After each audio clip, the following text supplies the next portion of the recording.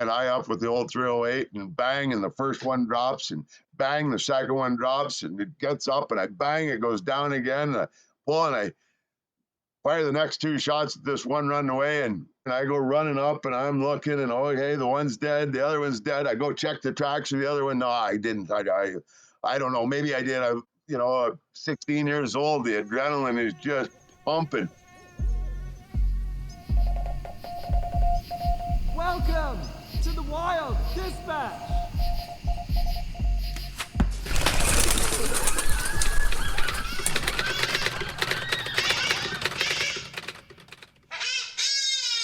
Hello and welcome to another episode of the Wild Dispatch. I'm Robin and I'm back with more skills and stories from the wild.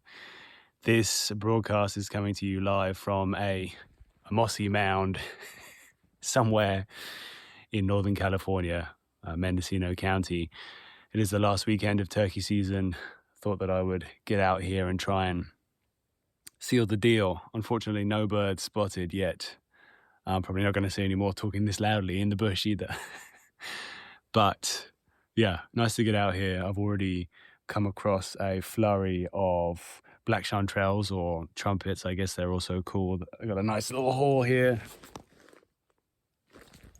Looking forward to trying to find some more. They are so delicious in like a scrambled egg breakfast. So yeah, some motivation there. Today's episode, we have an amazing guest. I think I'm going to have to correct this if it's wrong, but I think from season 10 of Alone, the Alone show, Wyatt Black was an amazing contestant. He lasted a very long time out in the boonies, tons of charm. The guy is such a character. So I knew I had to try and get him on the show. He is also just about to launch a new book, which goes by the title Bleeped and Blurred, which is a fantastic title and so appropriate for Wyatt, I've got to say. His book is coming out this week. I can't remember exactly which day, but be sure to go to wyattblack.com and subscribe there, and you'll get all the information about when it's coming out and how you can get it. The other way is also keep an eye on the publisher, which is Codebreaker. I think you can find them online, Instagram, if you just search Codebreaker, Wyatt Black. I'm sure the information will come up there. So we talk about the book, lots of revelations about his experience in Alone, the healing journey that he went through, actually being out there in the bush for so long on his own, and a bunch of other stuff too. There's some fantastic hunting stories from his childhood growing up, in Canada. It's some gold in there. So a huge thank you again to Wyatt for jumping on the podcast. And yeah, we're going to jump into that episode any second now. But if you are new to the podcast, then it'll be fantastic if you can give us a follow or a subscribe, depending on where you're listening. If you are a returning guest and you're enjoying the kind of content that we're making, then it would be fantastic if you could share this with a friend. I think that is the most effective way of getting this podcast out to as many ears and eyes, if you're watching on YouTube, as possible. That way, then the word spreads and the profile of this podcast grows, and it makes it even easier for me to get great guests on here like Wyatt. I think that's quite enough waffling for now. I'm going to get back to the boonies, mushrooms or turkeys incoming. Here's Wyatt now.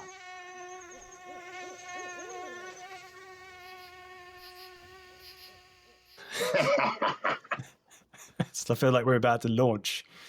Well, Wyatt, welcome to the podcast, man. I'm glad that we managed to get those few technical hiccups sorted out. I was starting to feel afraid that we might have to reschedule. Everything starts off a little complication. That just makes it a little bit more rewarding. That's all. Yeah, exactly. It's better if you work for it, I guess.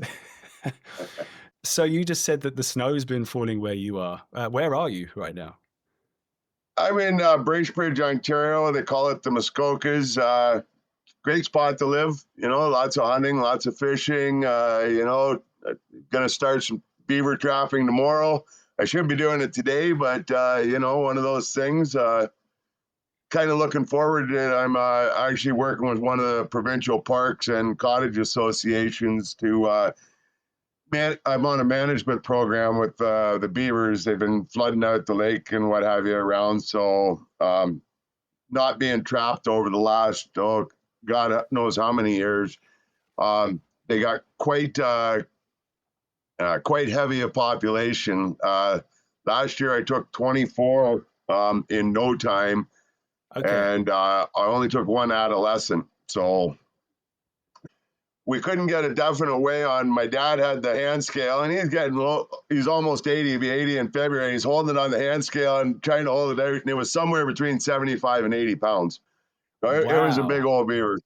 Yeah. Wow, that is big, man. I didn't realize they get that big. So do you use the hides as well and the meat? Yeah, so that's kind of part of the thing with the park was they wanted me to start trapping them last summer, and I said, well, why don't we wait till the season? They've already put their dams in place. We're not going to change anything until fall anyway. So I'd rather take them when their hides are worth something and what have you. So we use the hides and we use the casters and what have you. They all get sold up at the Trappers Convention in North Bay here. We work with the fur harvesters of Ontario. And January 9th, I'm kind of looking forward to it. I'm going up there with Codebreaker Incorporated. They're the publishers of my book. And we're going to put a table up there and tell a bunch of lies with the trappers and sign a few books. That sounds like great fun, man. So what is your book titled then? And it's coming out soon, right? Yeah, we haven't really 100% confirmed the title. We're still working. I put a little, Bleeped and Blurred seems to be my favorite, which is kind of, that's what I told them on Alone. I said, your editors will have a lot. I swear a lot, and I like to run around naked. So they said, don't worry, we'll bleep and blur everything we need. So it's kind of appropriate to the title of my book, but there's been lots of great titles and lots of people giving me. I put a thing out where I'm going to give a free signed copy to the best title, and so far that's kind of the one I'm liking. It's got a real ring to it, I've got to say, and it feels perfect for you as well. Yeah, it's the character that it's about, that's for sure. Yeah, that's right, man. So this sounds very lofty, but I've kind of had a job as a writer on and off for the past 10 or so years, but I've never written a book, and I've always been curious about the process. And we're not getting into the wilderness stuff right here, right now, but just how did you find it? Like, was it hard to get going, keep momentum? No, not really. I worked with Brian and Stephanie Aspinall from Codebreakers, and they waited kind of a couple years.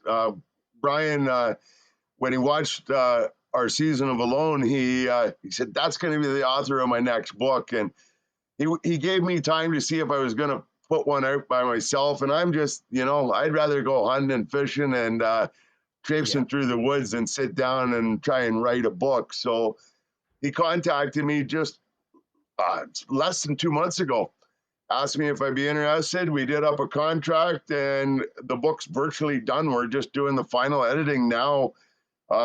It was such an easy process, kind of like doing this podcast with you. I never shut up, so it's easy just to talk. And he was able to kind of draw the stories out about what he wanted to put in the book and the message I wanted to deliver. A lot of it's got to do with like mental health and self-healing, and really taking a look at yourself rather than the faults of others, and understanding the role we play in our own mental illness and our own torments and tortures. Yeah. Oh, definitely. I mean, I think that's something that everyone could probably relate to. It's easy to point the finger, especially I know when I was younger, it's easy to blame the way that you're feeling or perceiving the world on everything around you. But I guess gradually over time, or maybe certain things need to happen for you to realize that, oh, actually, maybe this is something more about what's going on in my own head. It's so much truth to that. And, that was one of the blessings I got from Alone, was to be able to actually have the time to sit and self-reflect. And without the influence of drugs and alcohol and all the other things that I used as crutches over the years. And really, I'm not a guy to go sit on a couch, that's for sure, and talk to shrinks and therapists. So being out there and listening to the truths in my own brain, I know now that's why a lot of people tap, because it's a hard thing to face sometimes.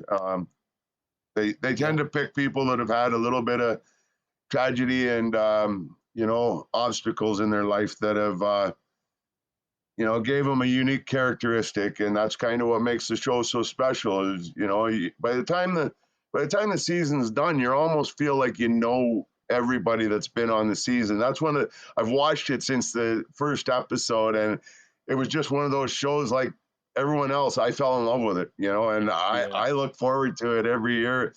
And it's funny. You listen to the negative comments and all about people and what have you, and it's funny how those negative comments by the end of the season have turned into positives, and people have almost become your friend, if you want to say, even though you've never talked to them. They can feel, they can relate to you, and it was very humbling to, I had over 4,000 people reach out to me and give me letters and stuff, and thank me for inspiring them, or telling me how they could relate. And it took me a year and a half to respond to everyone. I took it as a personal personal thing to my heart, that if they had the time to reach out and say that to me, I could find the time to reach out and respond in a personal. I didn't do no generic thing. I read each one, and I put something in each one that they would know that I took the time to listen to them and really pay attention to what they were saying. That's no small undertaking, that's for sure. But it's also, I think it shows in your character then, right? If you're not prepared to do a job that's less than like what you would hope to receive yourself, if it takes time, then that's fine, but you're gonna do a good job. I'm curious, you said that you had a lot of time on your own, obviously alone, but the thing that I wondered, what I thought would be interesting, is that when you were out there, you weren't necessarily spilling your guts, telling all your stories, all your secrets. Like some people become like a completely open book. I guess it's kind of a relevant metaphor now. But you said to me in the last conversation we had before this actual chat that you tried not to. There were some elements of yourself that you didn't share with people. It's a healing journey. It's not about causing more pain. And that's how I really embraced my journey. I talk about it, and, people always said to me, oh, you should apply for that. You'd be great on that show. And, I knew that, and I wanted to, but it was, my boys were growing up. I was running a business. My wife was going to school, being a nurse, all kinds of things. And nothing was right. And then all of a sudden, things seemed kind of right. So I filled out an application, and that led to the next application, and then it led to an interview, and it's quite a long, drawn out process to get on the show. And they're very diligent in everything they do, and they brought 25 of us to boot camp. Oh, wow. And we all, displayed some of our skills and our talking abilities and our stories and what have you. And then they make the final decision out of that 25. And that was a lot of fun. There were a lot of, and Dave Holder, and just an amazing fella, and extremely, you ever want to learn something about wilderness survival and stuff, Dave Holder is the guy to talk to. Like, he's just a book of knowledge, and he has this way of almost explaining things in layman terms where everybody can understand it and grasp the concept that he's trying to display. And that's quite an attribute, really. And, that was the whole point. If I had went on 10 years ago, I would have been more about the ego and stuff, that rather than it would have been all about winning. And don't get me wrong, I was out there to win it. Don't ever mistake that. Yeah. But I had a different purpose too. And I really embraced the opportunity to truly self-reflect and take my own journey with no excuses, no influences, and no blame. Everything was on my shoulders, and you know, it's one of the things that goes out on one of the billboards that Sanford Outdoors put out for me. They put a bunch of billboards out, and it was great. And one of them says, "One man has a closet full of secrets that he puts in a book. Another man has a book full of secrets that he puts in a closet." And I wrote that just before I went out there, and I really thought about it. And you know, those secrets they're secrets for a reason. Mm-hmm. And I really wanted to tell my story without telling all the little stories. You know, I wanted to, we all have things we regret and mistakes we've made, and we don't need to emphasize on those. We don't need to go into the fine details and pick them apart. Just accept them for the truth they are, the pain they've caused, and move on. Let them heal. And, you know, that's I really embraced that opportunity, and I'm very grateful that I had that opportunity. And I'm very happy with the way they edited it, even though I really didn't give them those fine details of the stories to have to worry about them. When I come back, they had almost 700 hours of me. The way you express that. Yeah. Oh, wow. And 700 hours. And that's you also missing a few stories too. Oh yeah, there's lots of stories. I didn't even talk about what I call the fun shit. I spent so many hours in the woods and stuff, and I didn't need to get in and talk about bar fighting and chasing good-looking women around, and all the things that kind of are part of being Wyatt. But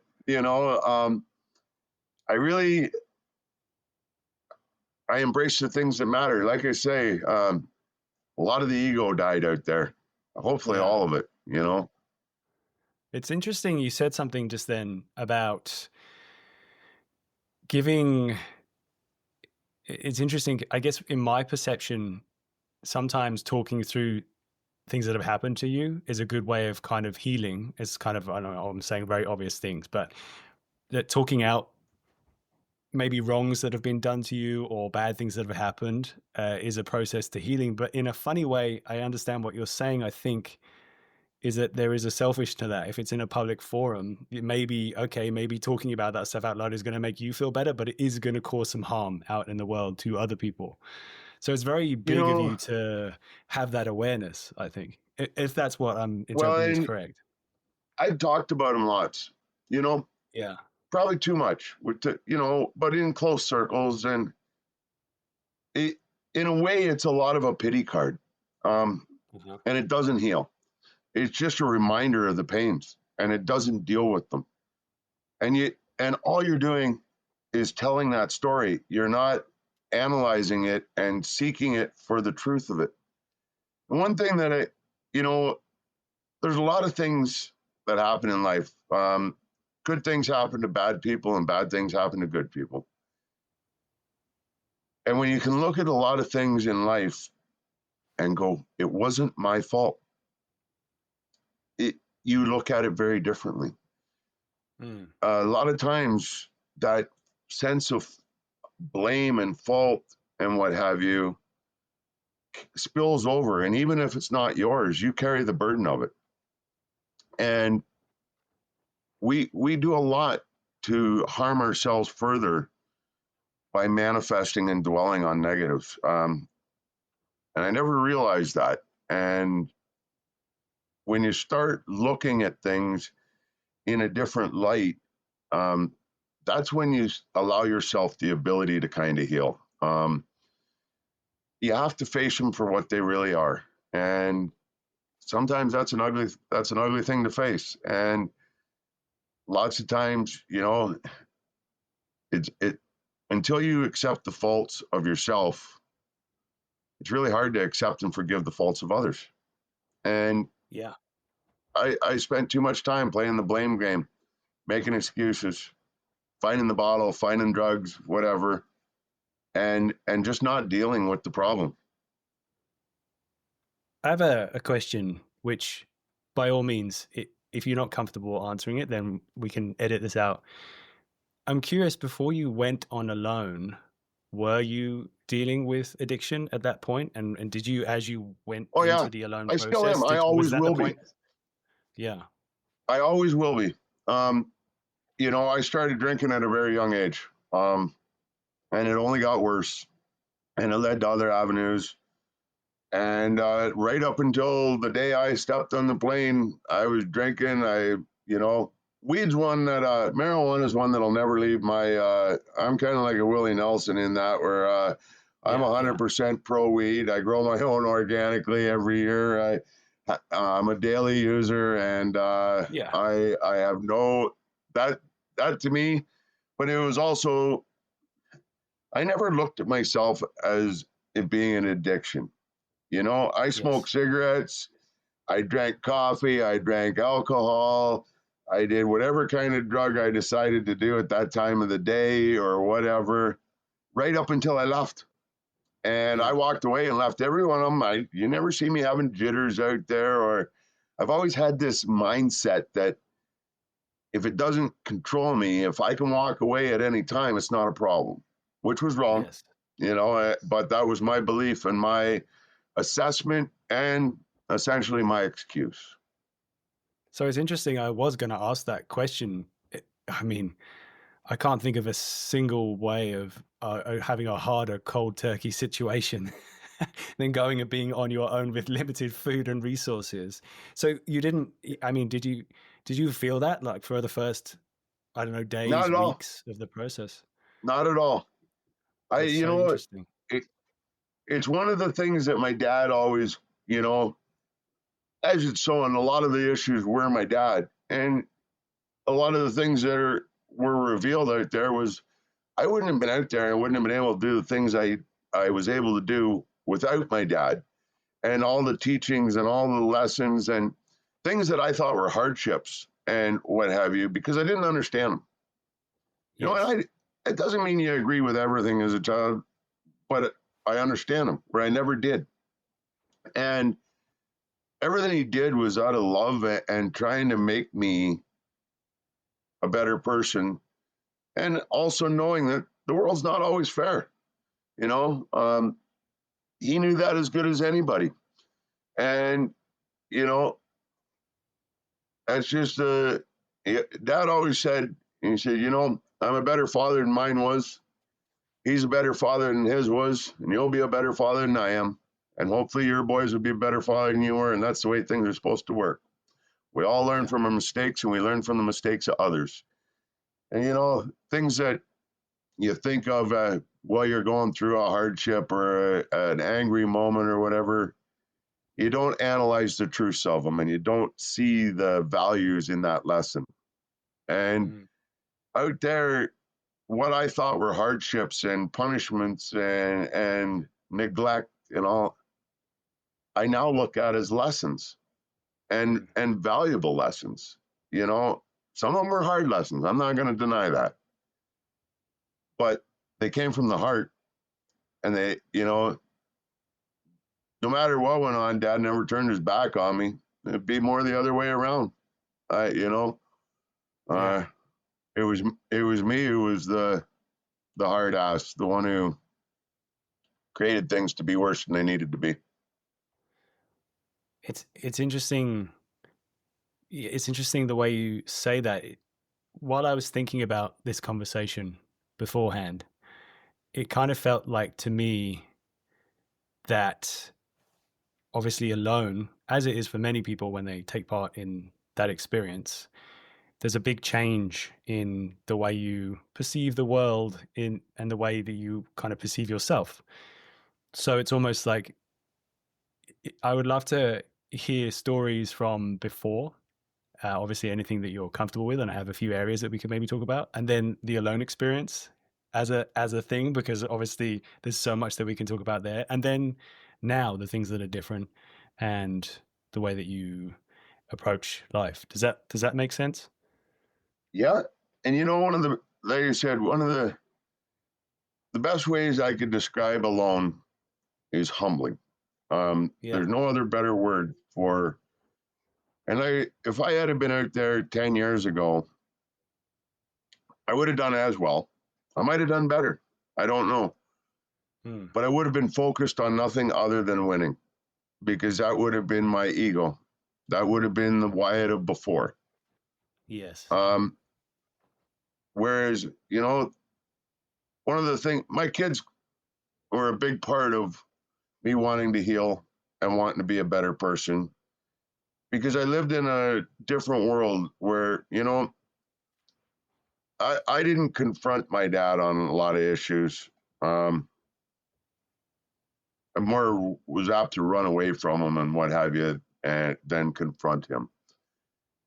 And I never wanted that from my boys. I wanted them to be able to talk to me about anything. And in that, they had no trouble telling me my faults, and saying, "Dad, you're wrong. Dad, why do you talk to Mom like that? Dad, you're drinking too much," and on and on. And having that really set it in my mind that a lot of this is your problem, Wyatt. This isn't about everyone else all the time. Maybe it's time you have a look at that mirror. And that's what, with age comes wisdom, or it should anyway. And that's what I never looked at my own faults. I made excuses for them. I made, and I don't do that anymore. And That's great. As far as talking about anything negative about the old Wyatt, it is irrelevant, because when I said I left those buried under the shore of Reindeer Lake, I meant that. And I don't want to talk about them anymore, because they're gone. Yeah. And it's only going to breed negativity. So I guess more what I wanted to ask you about was just things like memories of growing up where you did. And you mentioned something in another podcast about spending time hanging out with trappers of the old days back then. And I'd love to hear some stories about those experiences, because I think whereas a lot of those things that you've mentioned before shaped how you experienced alone now, and also your father's influence, and meaning that you actually got to go on alone, I feel like those sorts of experiences out in the boonies with trappers, learning from them, also probably played a big part. Well, my dad and my grandfather were avid hunters. My dad, an avid fisherman. I love doing both, and I always wanted to make him proud with that, including my grandfather. And we had an old hunt camp, 20 by 20, and there was 8 members. It was founded by my grandfather and a bunch of friends, Jack Walker and Scoop Booth, Ellis Booth, we call him Scoop, Billy Shell and Paul Walker, and my dad, and Harvey and Billy Burke. And, all 8 would go there, and they started in 1955. And back then, there was no cell phones. There was no phone at the hunt camp, still isn't. And you would wait in anticipation for them to come home and hear those stories and what have you. And they were all older. And I love them. I love when my dad got his Field and Stream and Outdoor Life magazine. I'd go through and read that story. This happened to me and all these. And and that wasn't very common for kids my age. So therefore, I was kind of like a social outcast with my own age group. And I was very fortunate to have these old boys around that would allow me into their circle, because that's where I wanted to be. And I wanted to learn how to skin a beaver, and I wanted to learn how to set a trap and set a snare And I wanted to learn about that hunting spot or fishing spot way back in where nobody ever got to, or you had to work your ass off to get in there and all those things. And, there old Roy McKay and Lauren Greenaway and old John McLennan, and there were so many of them, Leonard Locke, and they were just all really good to me. They taught me so many little lessons, and they took the time, and it was a blessing to have that and be able to experience that. And that old Lauren had a place that was called Lauren's Cat House, and it was just across the bay. And after my chores were done and work was done, I could head across there and hang out in the trapper shack and not talk, which was rare for me. It was always one of those things. My mother always used to joke, yeah, you come out talking and hasn't shut up since. And, but over there I would listen. And I learned the art of storytelling, and I loved those stories. And, and I learned all the advice and learned how to mock a man because of a situation and not belittle somebody. There's a big difference in friendly banter and common joking of camaraderie rather than belittling somebody and harming them with words. And that's a fine balance. And it absolutely is. Yeah, and I made mistakes learning that lesson too, and how to display that properly, and how to push things too far or not push things too far. And at the same time, I learned how to do it when I needed to, and could be pretty vicious sometimes. Those are things you learn that weren't so good. Yes. Things that we did. Like I said, one of the biggest lessons out there was looking at my own faults where I never had, and I was able to understand the faults of others a lot better when I finally looked at my own. And I was able to forgive others and ultimately forgive myself. Yeah. So how old were you when you were having these experiences, going off to the trapper shack and kind of in some ways isolating yourself? Go on. When I was, from the time I can remember, my first experience with it was in the mornings waiting for my dad and a couple of his buddies, Ronnie Hubbard and Paul Walker, and them to come back from duck hunting and see how many ducks and geese they'd shot. And my brother and I, we would get 25 cents a duck, which back then was a lot of money.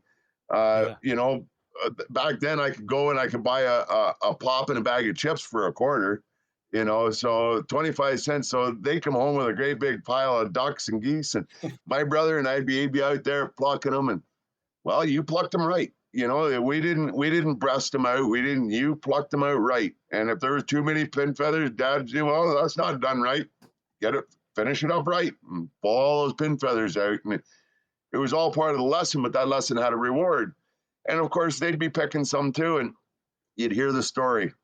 And, oh yeah, that one, he come in, and oh, he folded him right up. Oh, that was a far shot, and, oh, the old dog, boy, we never would have got that one if it wasn't for the old dog. What a great retrieve. And just, and I was just enthralled listening to all those.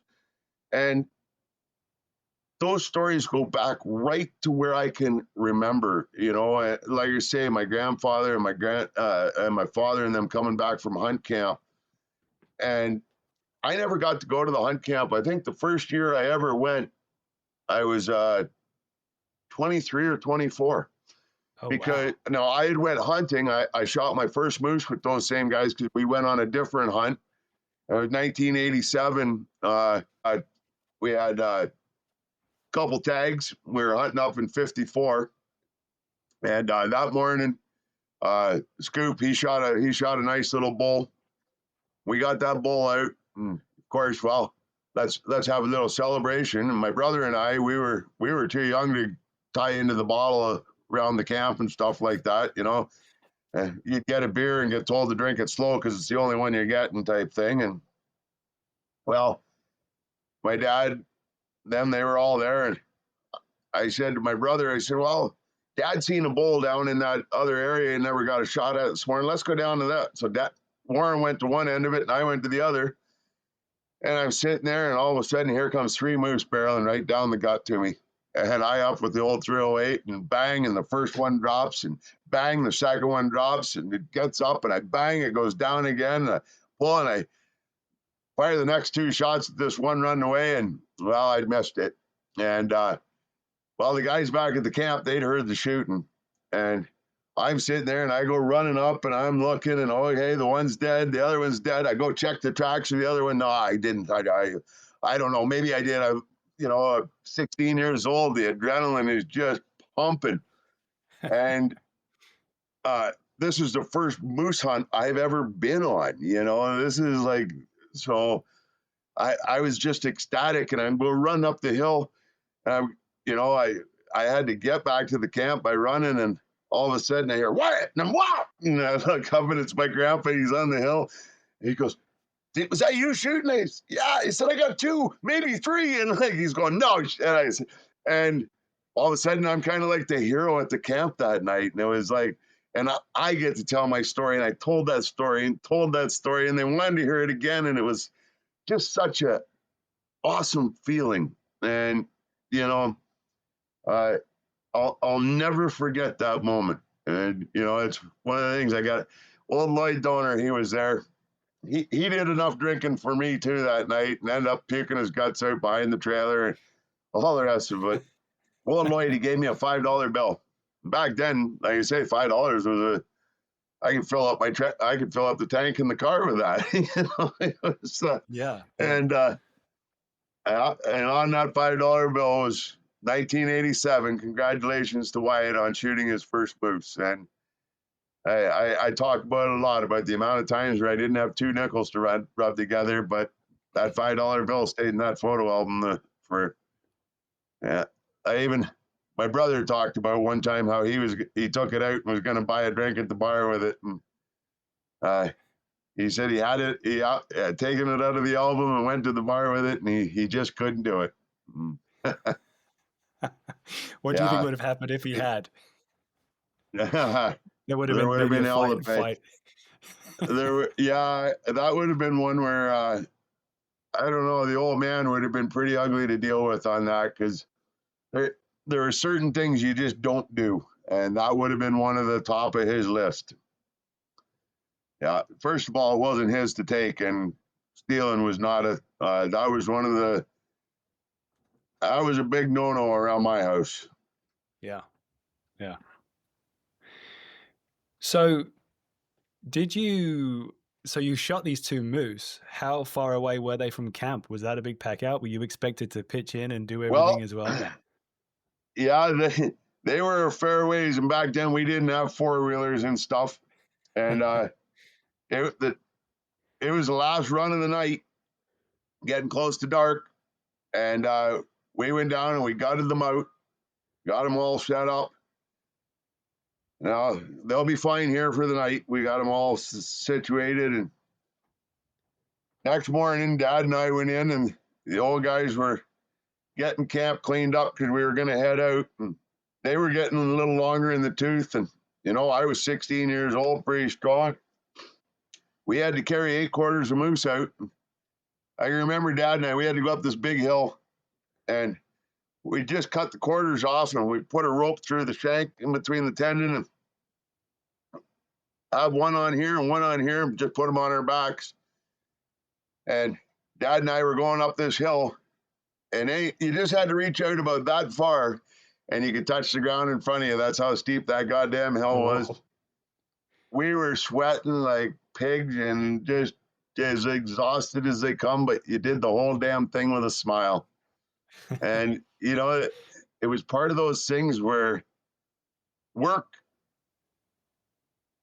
was never frowned upon in my life. My grandfather was a farmer. I can remember my dad and my Uncle David. Grandpa would be driving the tractor. My brother and I were little. We'd have the old square bales of hay stooped, and, the tractor, the trailer would be, my head height then, but the waist of my dad type thing. Dad would walk on the ground, and Uncle David would be up on the trailer, Grandpa driving the tractor, and Dad would grab one in this hand, one in this hand, and fire him up onto the wagon. And next thing you know, he'd have one, he's firing them up, way above his head. Uncle David would catch it, and he'd pile them, and the wagon would be full to the point where they couldn't throw them any higher. We'd go back to the barn, and they'd get unloaded. Then Uncle David would walk on the ground, and Dad would be on the trailer stacking them, and they would do that all day. And, shoveling snow, splitting wood, there was always work. And you didn't go hunting and you didn't go fishing until the work was done. And that work, carrying that moose out, was a work you took pride in. Work, I remember one time my cousin Tate and I, we were back, at our hunt camp long after Grandpa and Jack Walker and them couldn't go back in there. We went back in, and Dad hadn't deer hunted in there for years. And we had so many deer up around Dorset that we didn't need to go to the hunt camp. We decided we'd go back down. The deer population kind of diminished around Dorset. So my buddy Joe and my cousin Tate and Daryl Lundy and my dad and myself, we went back into the hunt camp. I'd been back in there all fall duck hunting and what have you. And we had to go back in across the river and back up along Montgomery Creek and what have you. And Dad hadn't been in there in years. We went in there, and Lundy shot a deer and didn't make the best shot on it. And of course, it ran straight back the other way. We got it. It was a long fucking way, a long way. And we gutted it out, and we come back, and we're just coming up to the one set of the high rock there. And Dad says, okay, we'll just swing up here and we'll follow up the river and we'll come out at the Partridge Creek and we'll head out across Partridge Creek by Victoria Bridge. I said, fuck. I said, we just got to go straight down through here and we'll pop up the river and we'll be just right up at camp. No fucking, Dad, I've been duck hunting all. He friggin' argued with me. And I said, fine, I'm fucking dragging this. You guys go that way if you want. My cousin Tate, he looks at me because him and I have been dragging it. We were in better shape than all the rest of them. And he says, are you sure? I said, I'm fucking sure. He says, all right. He says, let's go. My dad, he goes off the other fucking way. And Tate and I go back. We go, sure as I said, down, across the river, up the bank on the other side, dragged it up to the fucking hunt camp, hang it on the hanging pole, have a beer, have another beer. We're on our third beer, and the door comes open with the three of those guys. And what the fuck took you guys so long? And they're sweating like we're all cleaned up. The deer's hanging. And, oh yeah, the old man. That was one I tread lightly when I bug him about that. But I still throw the odd jab in at him. But yeah, that's story. Yeah, I had a lot of those. I remember one time Dad shot a deer. It was second week November. We always used to like to hunt the second week because there would be a little snow on the ground usually, just like today. Yes. And we were hunting just back of Wolfkin Lake, and Dad shot this doe, and she ran out into the goddamn beaver pond, and you could see where she went out, and she's standing. It didn't hit her quite right, and she had her body up against this old uprooted tree out in the beaver pond. Dad looking, and the old beagle, she was running around. She knew that deer was out there, and well, Dad friggin' he seen it. Well, fuck. He pulled up the rifle and he cuffed her upside the ear, and down she went. And of course, the rest of us, well, we're not carrying a fucking canoe back in here to get that thing. Get going, old man. It was a good 75, 80 yards out in this beaver marsh. And, wow. He peeled off the clothes, and all you see is this big glowing white ass going out into with a rope. And he hooked the rope on it and dragged it back. And, there was ice on the pond. I know exactly what kind of cold walk that was all about. I was going to say, that has got to be cold. Yeah, but, that was just part of the game. And, those are the ethics and the respect for the sport that we've always had, you know, and that's why I don't duck hunt unless I got a retriever, you know. Too many ducks get wounded and stuff, and I've seen it, and you know they fall into 3 feet of beaver grass and stuff. You're never going to find those damn things, and you know. But an old lab, I've had a lot of them over the years, and I'll tell you, I take great pride in my dogs, and it's a lot of fun going and hunting ducks and having a good dog that works really well. And I got one right now, old Chunk. He's coming along. Okay. Is it? I'm guessing. How many dogs do you usually have at the same time? Duck dogs.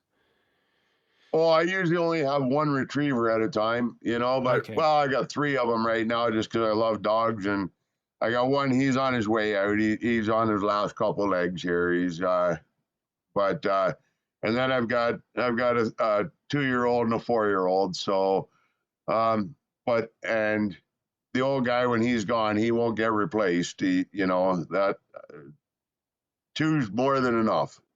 Yeah, yeah. Is it? Yeah. Is it a tough process training them up to retrieve the ducks? Oh, it's just time. It's time, and you know, every dog's different. You know, some of them have the nose, some of them have all the you know, different parts and what have you. Some listen better than others, and you know, some just train better than others. And I had an old guy, Scar. He was my first duck dog that I owned after leaving home.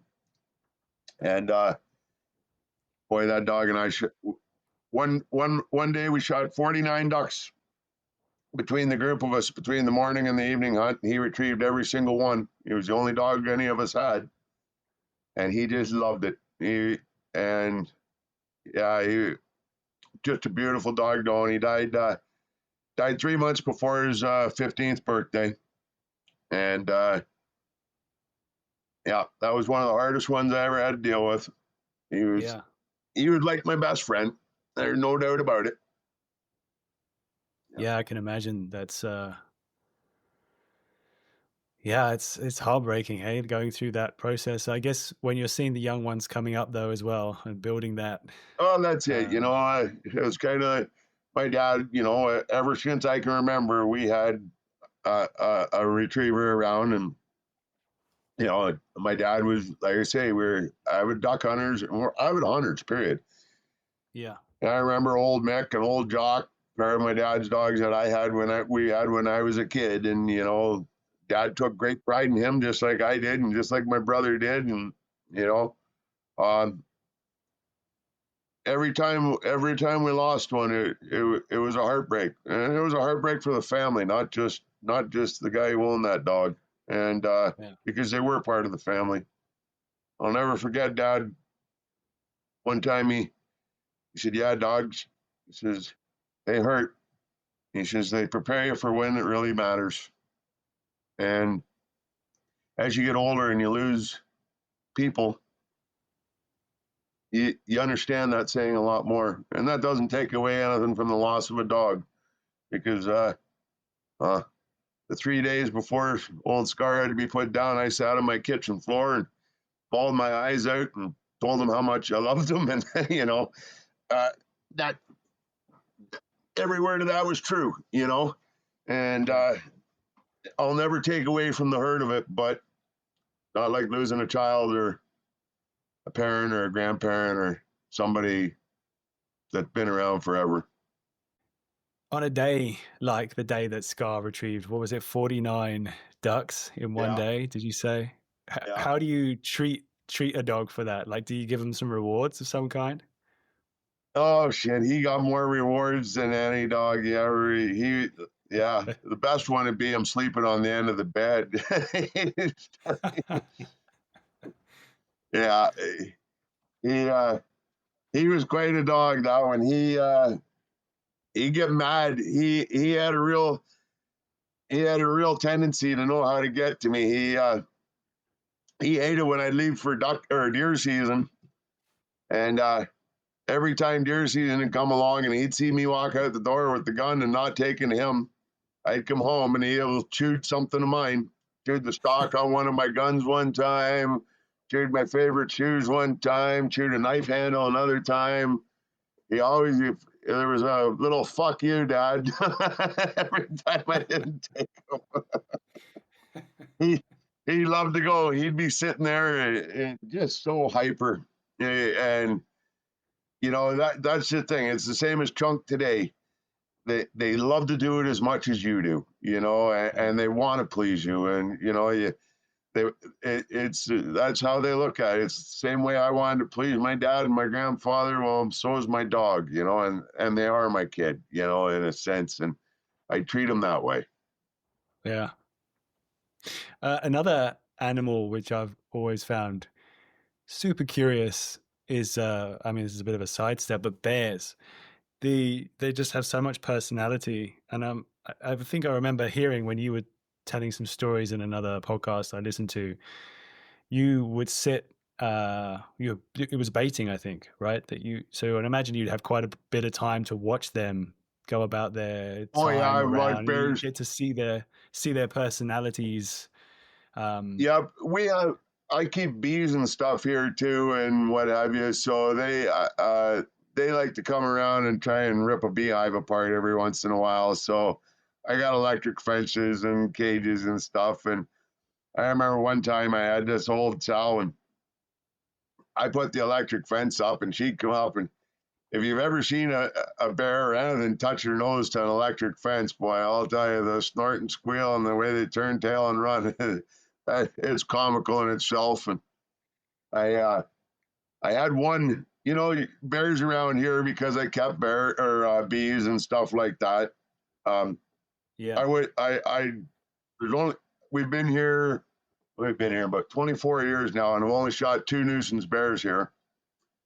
Wow. And that, considering where we live, and you know, that's pretty good. And we've had lots around, and usually, you know, I'll let the dogs go and chase them away, and 3 or 4 times. And I've got if you take a golf ball and you drill a hole in it, and you stick an arrow in it, and then shoot them in the ribs with a compound, they don't like that. And it doesn't hurt them. It just gives them a big whack right in the rib cage, and they let us squeal out, and they tend to stay away after that. So, but the one time my boys were up on the deck, and I was out noodling around the yard, and we'd had this bear, and he was being a bit of a young male, and probably about 250 pounds, and he was being a little ornery. We chased him off, and he was stealing my chicken feed and coming in and chicken coop and what have you. One day I'm going around the corner of the building, and all of a sudden the jaw popping in the bushes, and he's snorting, and I'm like, oh, fucking, he's right there. Like, he's within 15 yards of me, and I'm like, I just yell up at the boys, let those fucking dogs out, let the fucking dogs out. And and the dogs come barreling around the corner, and off the bear goes. And they come back, and 15 minutes later, after they come back, here comes the bear. And that was actually, I should grab the 243, and the wife says, well, I want to shoot it. I said, all right. So she lined up on the deck, and he come through, and he was out, he was probably about 50 yards away, and she lined up and leaned down, and she punched him right through the heart, and that was the end of that bear. Absolutely perfect shot. And he was tasty too. Yeah, so, yeah, I can imagine. Yeah, people don't realize how good bear tastes. Oh no, I mean, the first animal I ever shot in the US was that bear. And I've got to say, it was right after, I don't know, berry season. I don't know if you buy into that whole what they've been eating kind of influences the taste of the meat. And I have. It was such an amazing tasting animal. Yeah, I've got to say, I miss that meat regularly. Yeah, no, that's how they are. Like the ears of the berries are heavy around here, and the mushrooms and stuff. You'll notice, like, we have a lot of beech nuts and oak around here, and if we have a good beech nut crop, you can actually taste the bitterness in both the deer and the bears. You know, because they get heavy on them. They're high fat and high protein, and the deer and the bears really they'll really pick on the beech nuts. And you can taste the bitterness in the meat. It the difference between, I was down last year with my dad and Rich Fortney in West Virginia. Rich invited us down for a whitetail hunt, and they some of the best tasting whitetail I've ever had. And just it all comes down to food source. And down around my grandfather's farm, where they're out in the clover fields, eating the apples and pears and stuff all fall and all that. There's no comparison then to the deer that we eat up here. Yeah. So, yeah, no, I'm 100% believer in that. We have a bear that keeps breaking down our fences, and I think the problem is that our neighbor is no longer taking care of the property anymore. They moved away, and they have a bunch of fruit trees, and those fruit trees are getting rampaged by the bear, and so it's drawn them in, and they're getting complacent, and now they're breaking down our fences and taking our pears and our apple trees now. I'm kind of getting to that point. They love pears. Oh man, yeah. Thankfully, the pear that we have isn't too high up, so unlike some of the other trees where it just like climbs up, snaps a branch off, I mean, the amount of destruction these things are capable of, it's like they're brutal. The trees could just like left to almost be like a nub. Yeah, they do that with the oak trees up here. They'll climb up an oak tree there before the acorns start dropping, and they'll just start breaking. They call them bear nests, and it's where they're actually just breaking branches off, and they just sit there and keep piling them up as they're eating all the acorns off. And they look like a squirrel nest up in the tree, but it's actually from where the bear's been. I remember one time my brother shot a bear. It would have been back in the early to mid 80s. And we were hunting this, it's the same as this year. Like you could bait all you wanted, but the odds of getting one coming into a bait are so slim because there's so many acorns. Like I took a couple videos where the ground is littered, like a couple of the bushes that I go deer hunting in. You got to wear a hard hat walking through it because you'll get whacked in the head with acorns all day. And we were hunting this oak stand, and my brother, he shot a bear, and 11 other bears come falling down out of the trees around that oak stand. They were, as soon as that shot rung out, they just started just like, what the fuck is going on? And they were all up in there, just, and it's the same as anything else. A lot of people don't realize, like, where the food is the best is wherever you can drive through 40 farm fields of hay and clover down, and you won't see a deer. And then all of a sudden you hit one field and there'd be 50 deer standing there in it. And that's because it's the best. And they know it. And it's amazing how they sense that. And in the wild, it's things I look for. Like I said, this year, there is so many acorns on the ground here, but I've walked countless miles where there's hardly a deer track around them. And then all of a sudden you hit one and there's a trail coming in from every gut and every valley around because those are the acorns I want. Yes. Do you ever harvest acorns yourself? Because I know some people make like a flour or something from them, right? Yeah, you can. There's all kinds of things you can do with them, and they're like any other nut. And yes, I don't personally harvest them for myself. But like you get acorns in, like we used to get those mixed nuts for Christmas and stuff, where you'd have the big walnuts, and you'd have all those variety of nuts there, pecans and all that, and acorns were commonly in that bowl. Oh, really? And the difference is, like, your white oak varieties, your burls and all those, they're not near as bitter. Your red oaks are very bitter, and that's why they're actually meant more of a survival food for the deer and the bears. As the ground is going in the fall, the deer and the bears will hit the white oak stands. The red oak, they're full of tannins, and the tannins leach out over the course of the winter, so they don't touch them all fall. And as they leach out in the winter, the deer and the bears have a survival food to reestablish their fats and proteins in the spring. It's another way that Mother Nature take care of everything, right? Like, she's so much more advanced than any of us ever realize. Yeah. That's wild. I love the kind of more time I spend in nature. And I've been lucky enough to spend, I guess, quite a lot fit in a slightly different way when I was younger, but now I'm getting kind of really into wilderness skills and hunting and foraging. I love this constant surprises and like lessons that you get. Like I have a friend who always says like Mother Nature always just gonna surprise you. Like you never know. You think you think you're figuring it out, and then just like Mother Nature does what she wants. You know. That's right. And that's the beauty of her. Last year I ate 18 different types of wild mushrooms, and amazing. I know I love them. Like, and I'm constantly okay. Is this one good? Research. You'll never remember them all. Yes. And some of them are better than others. I found one last year called a Burgundy wine cap, and it was very nutty and very dense, almost like a cremini. And it was, I'd love to find them every year because they're delicious. Yeah. I've probably said it many times on this podcast already, but I don't know about your season this year, but the mushroom season is really at its kind of peak at the moment. And it's been absolutely magnificent this year. Like the amount of mushrooms popping everywhere. Like we've had, I'm in an area lucky enough where there's a lot of porcini growing. There's a lot of bull pines. Oh, the rain's just pouring right now. As Mother Nature could hear calling the mushrooms. Yeah, I can hear it. So yeah, we've had, I must have picked over 100 porcini just within half a mile, half a kilometer of where my house is, just like wandering around. It's just been so amazing. Do you dehydrate them or anything, Robin?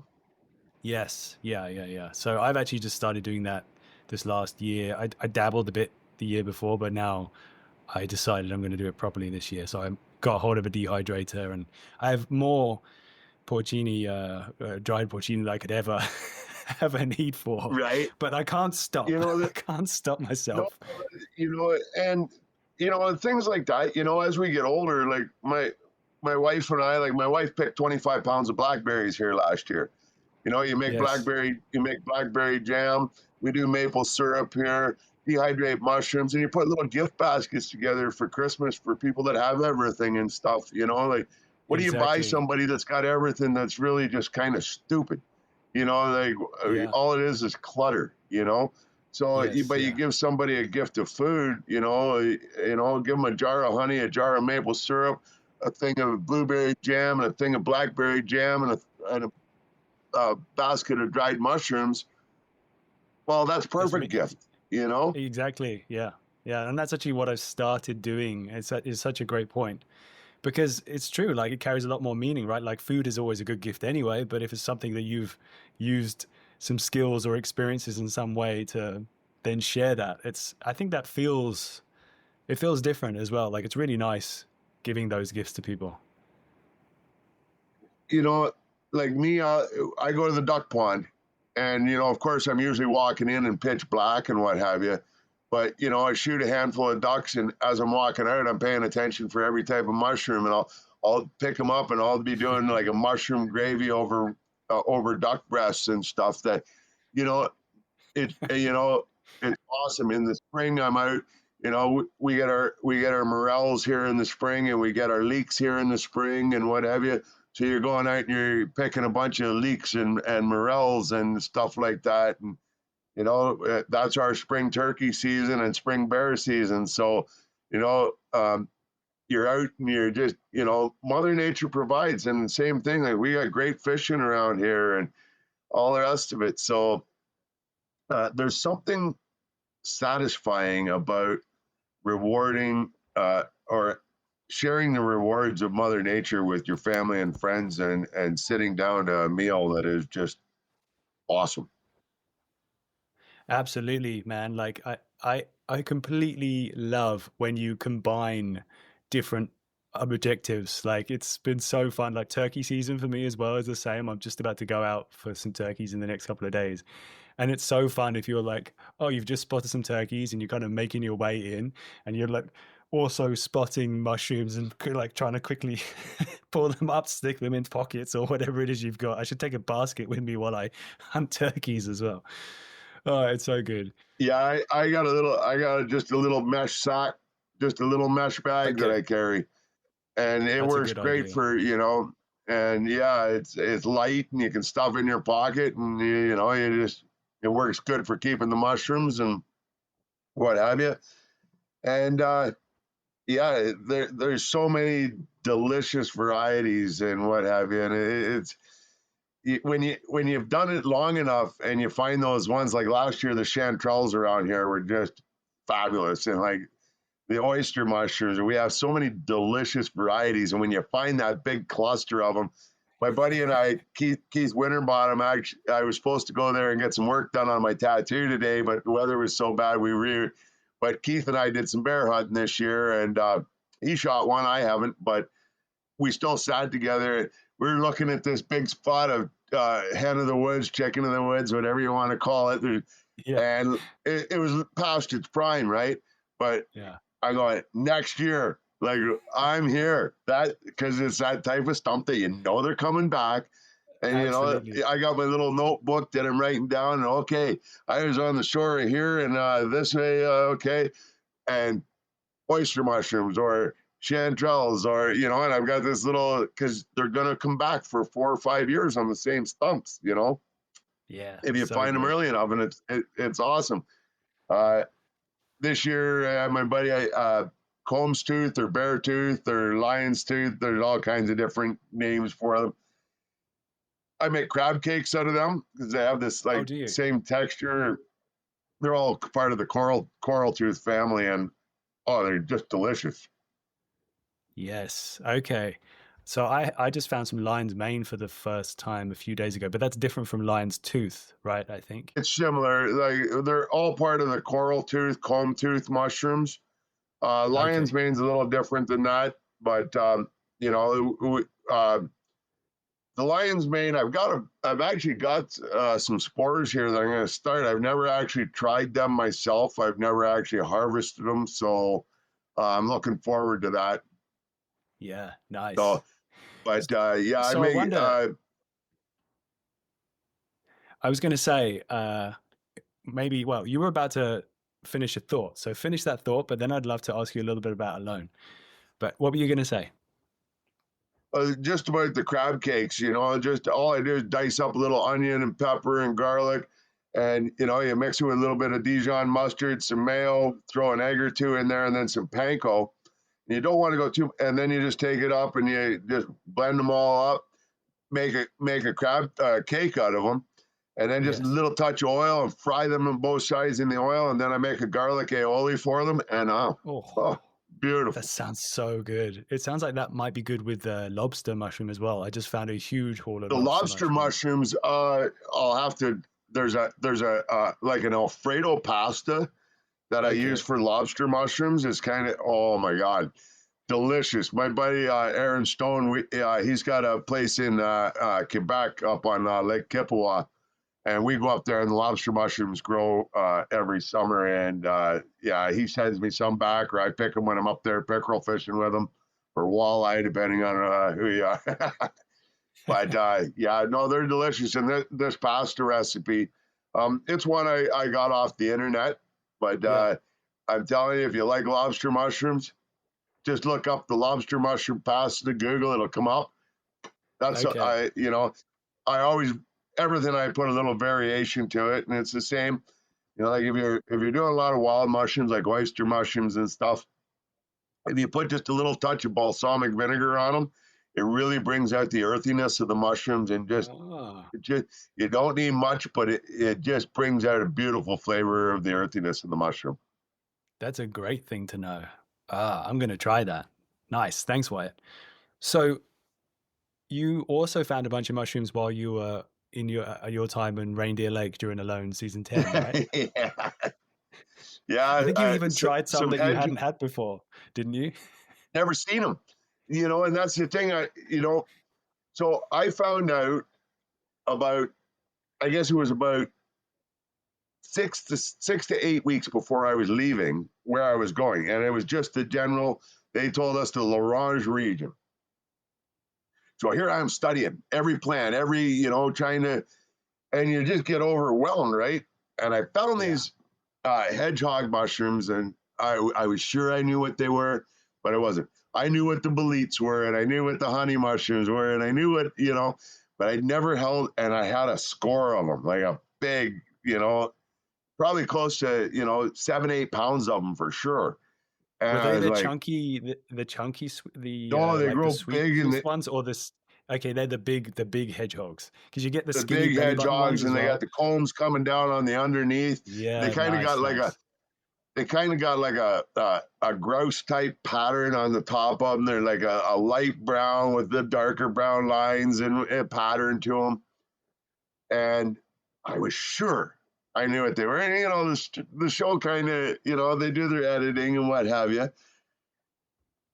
And I was kind of, whatever. And I stuck a piece up, and, everybody had to find out one way or another. And yes, some of them could have made me sick, but I was getting to the point where I was that hungry. I fucking really just about ready to try everything. And I knew, okay, if I feel any kind of off this one little piece, I'm gonna be fine. And I didn't eat it. I just stuck it up under the corner of my gum and went for a walk. And after 5 or 6 hours of that thing slowly dissolving in there, and I felt fine, I went, fuck it, I'm eating these things. And like I said, I was already very close to sure that I knew what they were, but I'd never held one in my hand. I'd never, and one of those things you don't want to second guess, but No. Yeah, you've got to risk and it I'm sure to glad win because the they were biscuit, right? delicious. I'd roast a squirrel or a grouse or a marten over my fire, and then I'd just cut it into quarters, and I'd put the quarters in my soup pot, and I'd throw a handful of berries, and we didn't have extra containers or anything, so I'd have bearberries and crowberries and blueberries. They were all in the same bucket. As I'm walking around, I'm picking berries. They're all going in the same bucket. And every morning I'm having the berry tea. That was one of my favorite things in the morning. It just kind of warmed the soul and get you going for the day, because it's not like I had a bacon and eggs or, some hash browns to go with it. So, I'd make up this big pot of berry tea, and it'd get me my fluid. And then I'd eat all the berries out of the bottom, even though they were just a pile of mush by the end of it. And every night I would have a Labrador tea, but I would take a handful of berries, and I'd take a handful of mushrooms, and I'd take a couple quarters of the grouse or the squirrels or both, and the marten. And I'd take that real fine, fluffy wood ash that you get, not the gritty stuff, that real light, fluffy. And I'd throw and I mean a handful, right into my soup pot, and I just let it simmer all day over the fire as I was smoking fish and doing whatever.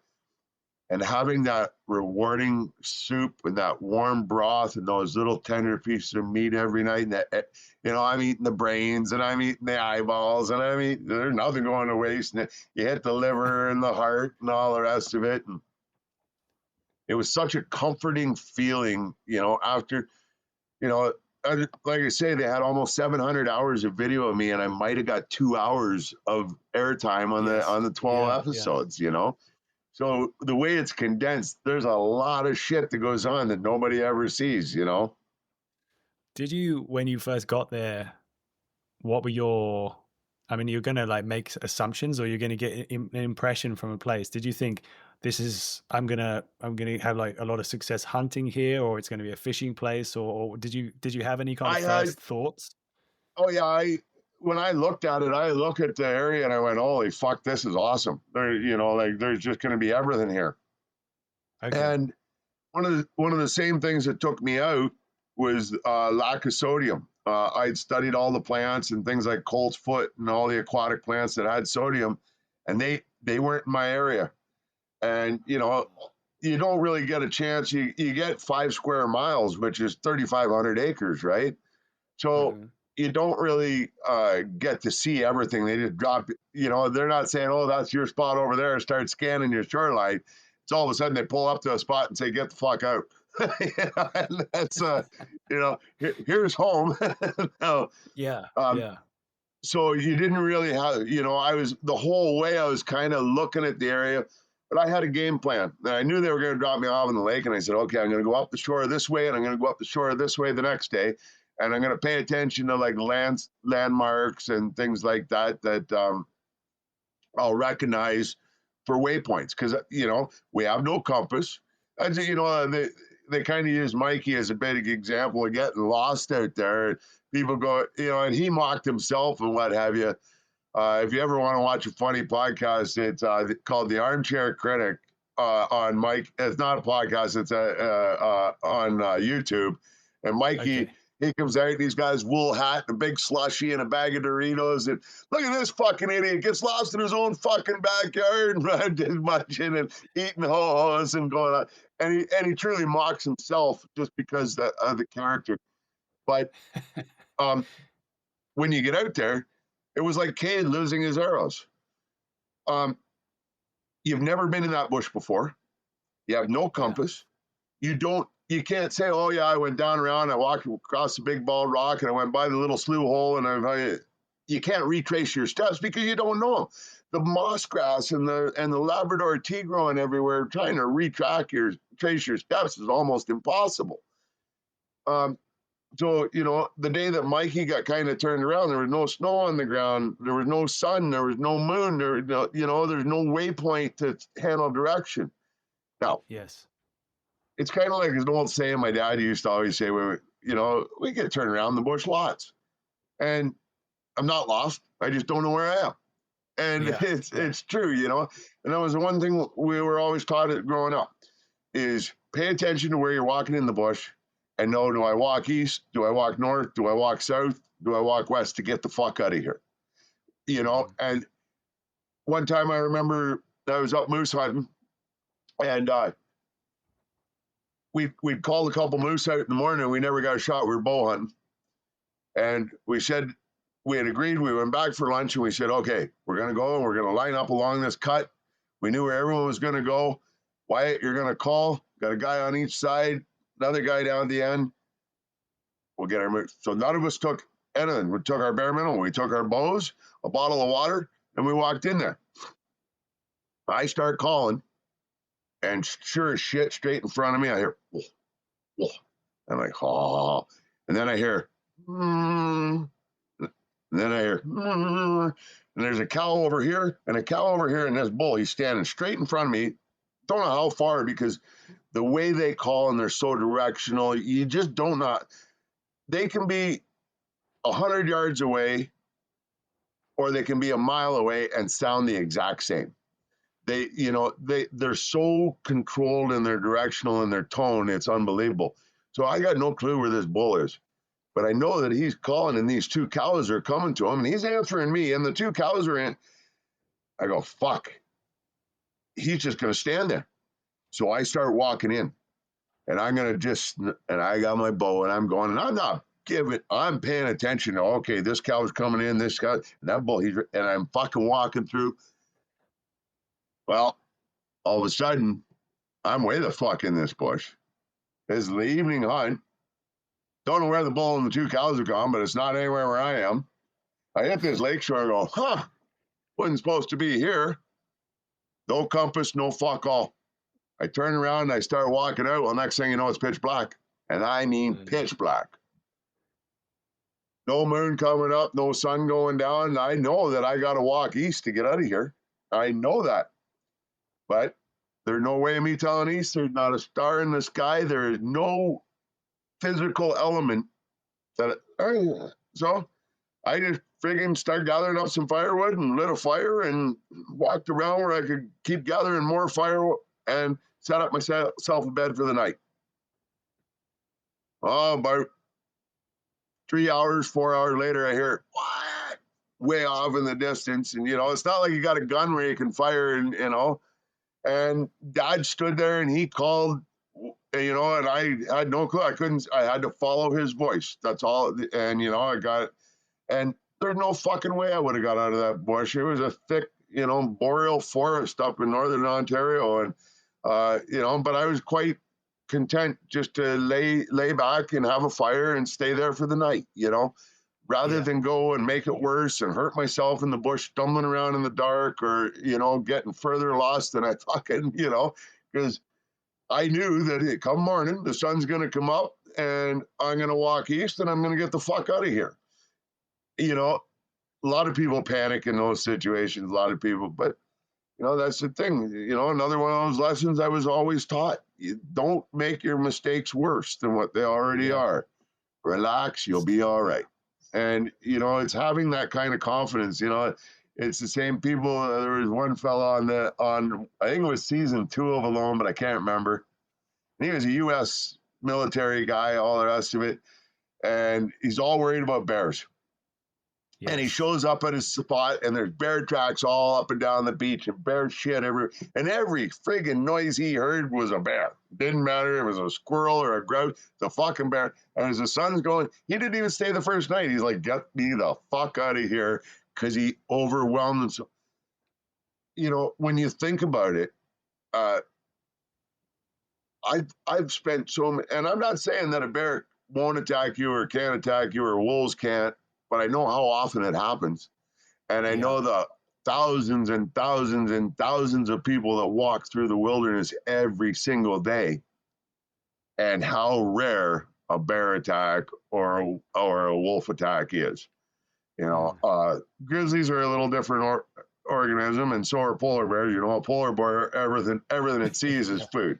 That's we're not, but a black bear or a wolf, that's not fucking worried at all about him.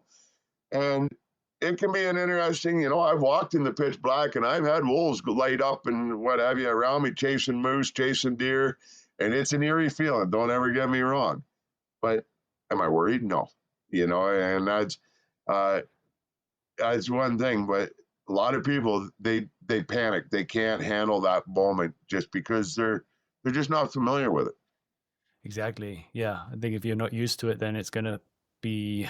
Yeah, it's going to feel extra heightened and extra scary, and your imagination then starts to take over, doesn't it? And that's, I remember reading a book once of like a big adventurer, an English guy called Ranulph Fiennes, and he said that the people he always looks for in teammates when he's doing like polar expeditions are the people who have like the smallest imaginations, because when you're walking along a glacier and you could fall through like 300-meter drop to your death, you don't want to be thinking about the potential for each step.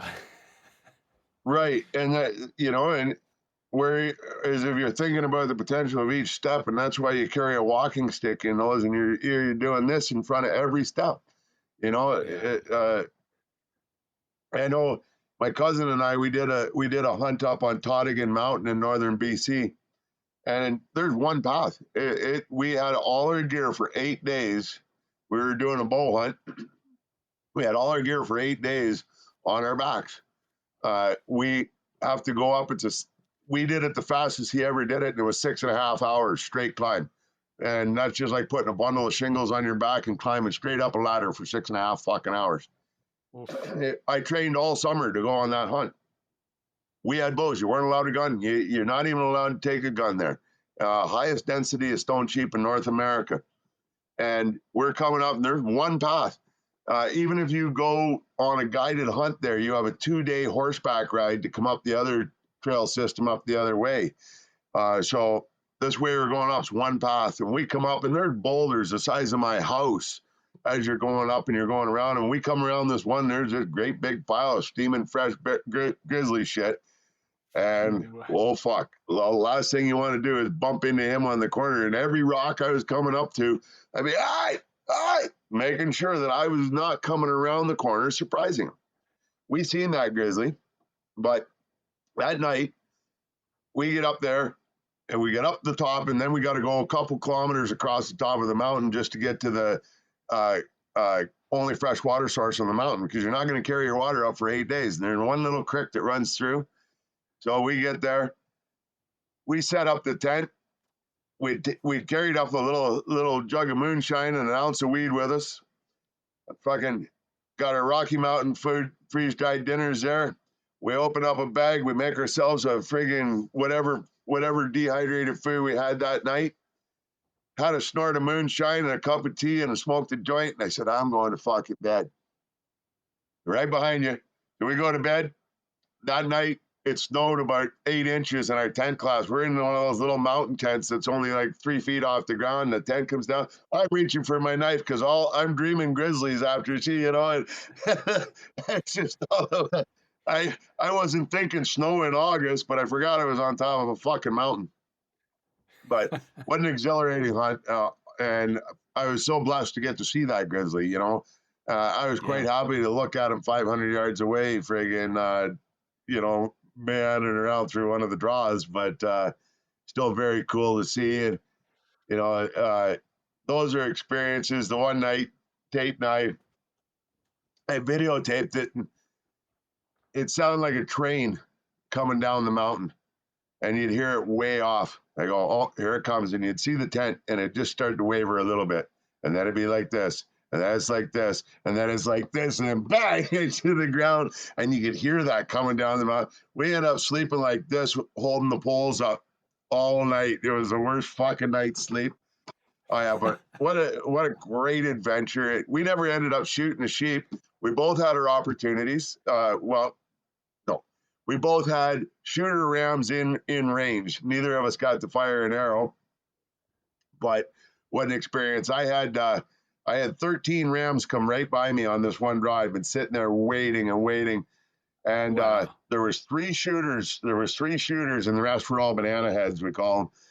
And they're walking right by me, and I go to draw my bow, and they all scattering up, and I lose my shooters in this, and you don't want to make a mistake on these friggin' rams. Yeah. And when they hit 80 yards, I picked up my camera and started filming, and you know, but just an incredible experience. And Yeah, that's amazing. yeah, You made me think of a friend who has been a guest on the podcast. Is I don't know if you know him. His name he's in where is he? He's in Canada somewhere. Adam Brennan. He's a trad bow hunter as well, and he's had. I don't know him, but I've heard that name. Okay, yeah, he's got some great stories. He actually managed to stalk a grizz and shoot it with his trad bow at like, I think it was like 8 meters or something like that. I mean, you've got to have some serious stones to come around on a rock. Oh yeah, there's a grizzly on the other side of it. Yep. That's for sure. Yeah, it was like Fred Bear was one to do that. There was another guy that I watched do that with a trad bow, and you know, that's the thing too. You know, like I wouldn't go actually trying to stalk a grizzly with a traditional bow. You know, but Clay Hayes there, you know, winner of what was it, Clay season 7, I think maybe. After 7 or 8. Yeah. Yeah, Clay had shot a deer and what have you, and he went. They got snow, and he had the grizzly track around, and he ended up having to pepper spray the goddamn thing. But you know, leave well enough alone. What the fuck, you know? I'm not, you know, no thanks, you know. But made for a hell of footage. Yeah, right. There was some good footage from that season, that's for sure. So yeah, you did a bunch of hunting when you were there at Reindeer Lake, but fishing was such a big part of ended up being a big part of your strategy as well. I'm curious, you made a whole bunch of amazing looking lures, which had like great success. Did you think that did you have a plan? Had you practiced making some lures before going out there, or was that just all kind of in the moment? Yeah, I practiced making some lures. I don't know if you noticed that great big colorful sweater that I wore there that had, well, that was a purpose. There was a reason. And you were allowed to take a scarf or a shawl that was, what was it, 2 feet wide by 42 inches long. My wife made one. It had over $200 worth of wool in it. And it had pinks and yellows and greens and blues and all the rest of it. And those were all for me for lures and what have you. And when I was sitting on the shore there back at base camp, Mikey Helton, Mikey's one of those guys that he, just like you and I are talking here now, he'd have a fucking pocket knife out in a trunk of wood and he'd be whittling. That's Mikey. He can't keep his idle hands. And I've got it somewhere here. I'd have to go find it, but he whittled me out this lure very similar to the Gold Hellfire and the Gold Fury and the whole line of the Reindeer Lake Gold series. And he painted a pair of eyeballs on it with some blueberries. He got it, and he'd taken the blueberries and mashed them in to make the eyeballs and what have you. No hooks or nothing on it, but, you know, he had the beak carved and what have you. And I said, here you go, brother. He said, hey, I'm going to use some. Yeah, use something. Because it was that was my inspiration for making the first Gold Hellfire was Mikey's little design. And that was one of the things, you know, that I wrap mine with a lot of snare wire and stuff, because if you notice, Alan and I, we had a lot of success with our fishing, and we would wait. We'd throw those lures out, or he was hand line, I'd had my rod, and would make them and wait so they would sink down. And then we'd be able to get down to the depths where the lake trout were, you know. Even though there was fish rising everywhere and what have you, they were the whitefish and the grayling and stuff like that weren't going to be hitting those big lures. We needed to get down where the pike and the lake trout were, and I don't think anybody got a walleye on the show, which is kind of surprising. But yeah, you know, and same with the gill nets. You know, I targeted big fish. I moved my gill nets 9 times. Couple times I walked a long fucking ways to go to, and you know, but it was worth it. And you know, it was same growing up fishing, my brother being a tournament fisherman, my dad always, you know, pay attention to the shoreline, look for what. And I, you know, the one where I got the first big pike, I come around this shallow bay, and there's a bunch of little minnows in around and all on the shore and the shallows and what have you. And when I hit the point where it was, I go, that's where the fish are going to come. And I I ended up taking 2 big pike off that point, just knowing that this is where they're going to come in and ambush these little minnows and shit. And just, you know, and just lessons like that, learning growing up, you know. And Alan, of course, the same thing. Alan's a wicked fisherman. Him and I, you know, we went fly fishing down in Wyoming there with Kate and Jody Rose and Ann and myself and Luke and Taz. The seven, the only ones that didn't make it were Mikey and Lee and Melanie. We had a reunion down in Wyoming there, went up into the mountains fly fishing and camping and shit, and just had a blast where we could all just be friends and talk. And it was the only time where we could all kind of collectively sit around a campfire and talk about our experiences on a lone together.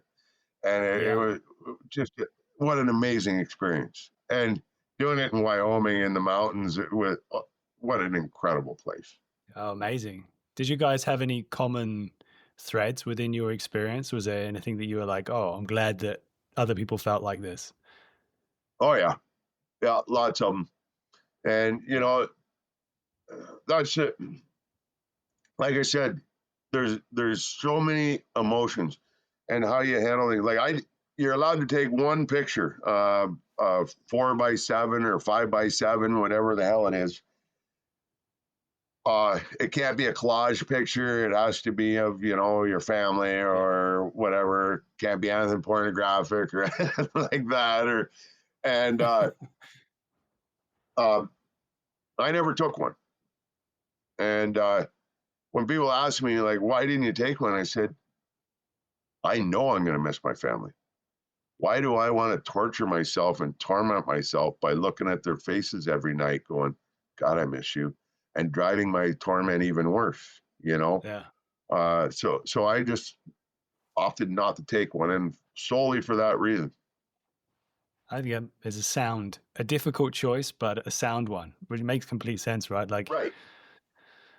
Yeah, I can imagine it requires strength just to do that in the first place. Yeah, and you know, like you watch how people react. Mikey took some grief. Hello, Lucy.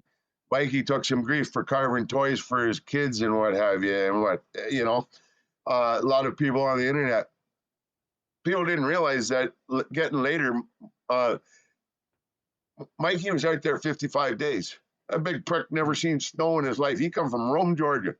You know, he might have seen a snowflake here and there, but he had never seen snow.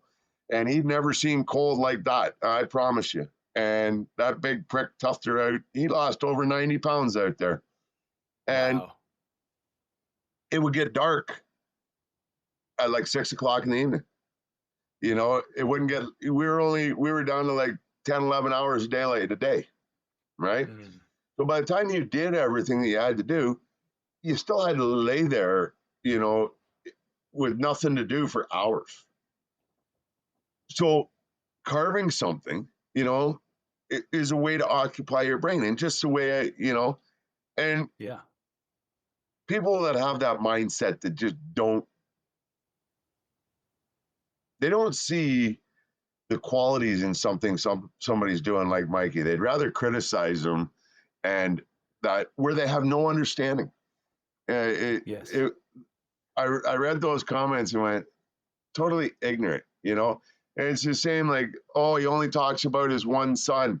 Well, no, he didn't. He talked about them all, but like out of that 700 hours that I had, the editors put what they want.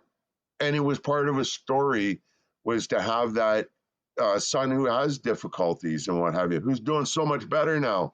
You know, the show, Luke, and that's starting that GoFundMe for him and what have you. He raised more money than he would have made on the show by winning, you know, because it's totally tax-free. And he was able to get, I actually had a conversation a couple weeks ago with Nikolai on the phone. First one I've ever had. No, I say a conversation. He was able to say, "Hi, Wyatt. How are you, Wyatt? Thank you, Wyatt." He could hardly say anything when Mike and I and the rest of the crew went out for our experience on Alone. And to see the improvement Progress. and everything. So anybody who donated to Mikey, Helton, and Nikolai and Hazel and the Helton family, from the bottom of my heart, thank you. And it did make a huge, huge difference. And it has raised a lot of awareness for autism for everyone else as well. And truly, I thank you from the bottom of my heart. Yeah, it's amazing to hear that that's had such a positive impact, man. I wanted to ask you about your injury. I mean, I'm sure you've talked about this a lot. Yeah. But So, what was the moment, like the moment when it happened? Can you remember? I'm asking this because usually when something important happens like that, your memory goes into like overdrive, remembering every detail. I wonder, can you remember what your emotional, like immediately what you were feeling or what you thought at the moment? just like the title of my book, there was a lot of bleeping going on. Yeah. So when I was doing my shelter or cutting firewood or anything else, I would try and limb the trees as high up as I could while they were standing, rather than having to bend over, you know. So I just take my axe or hatchet, whatever, and I just limb all the way down. And everything's black spruce, and you know, there's Labrador tea and everything. And I wasn't paying attention. It was my own damn fault, just like any other mistake you made out there. It was your own damn fault, no one else to blame. And kind of like leaving fish in a live well, you know.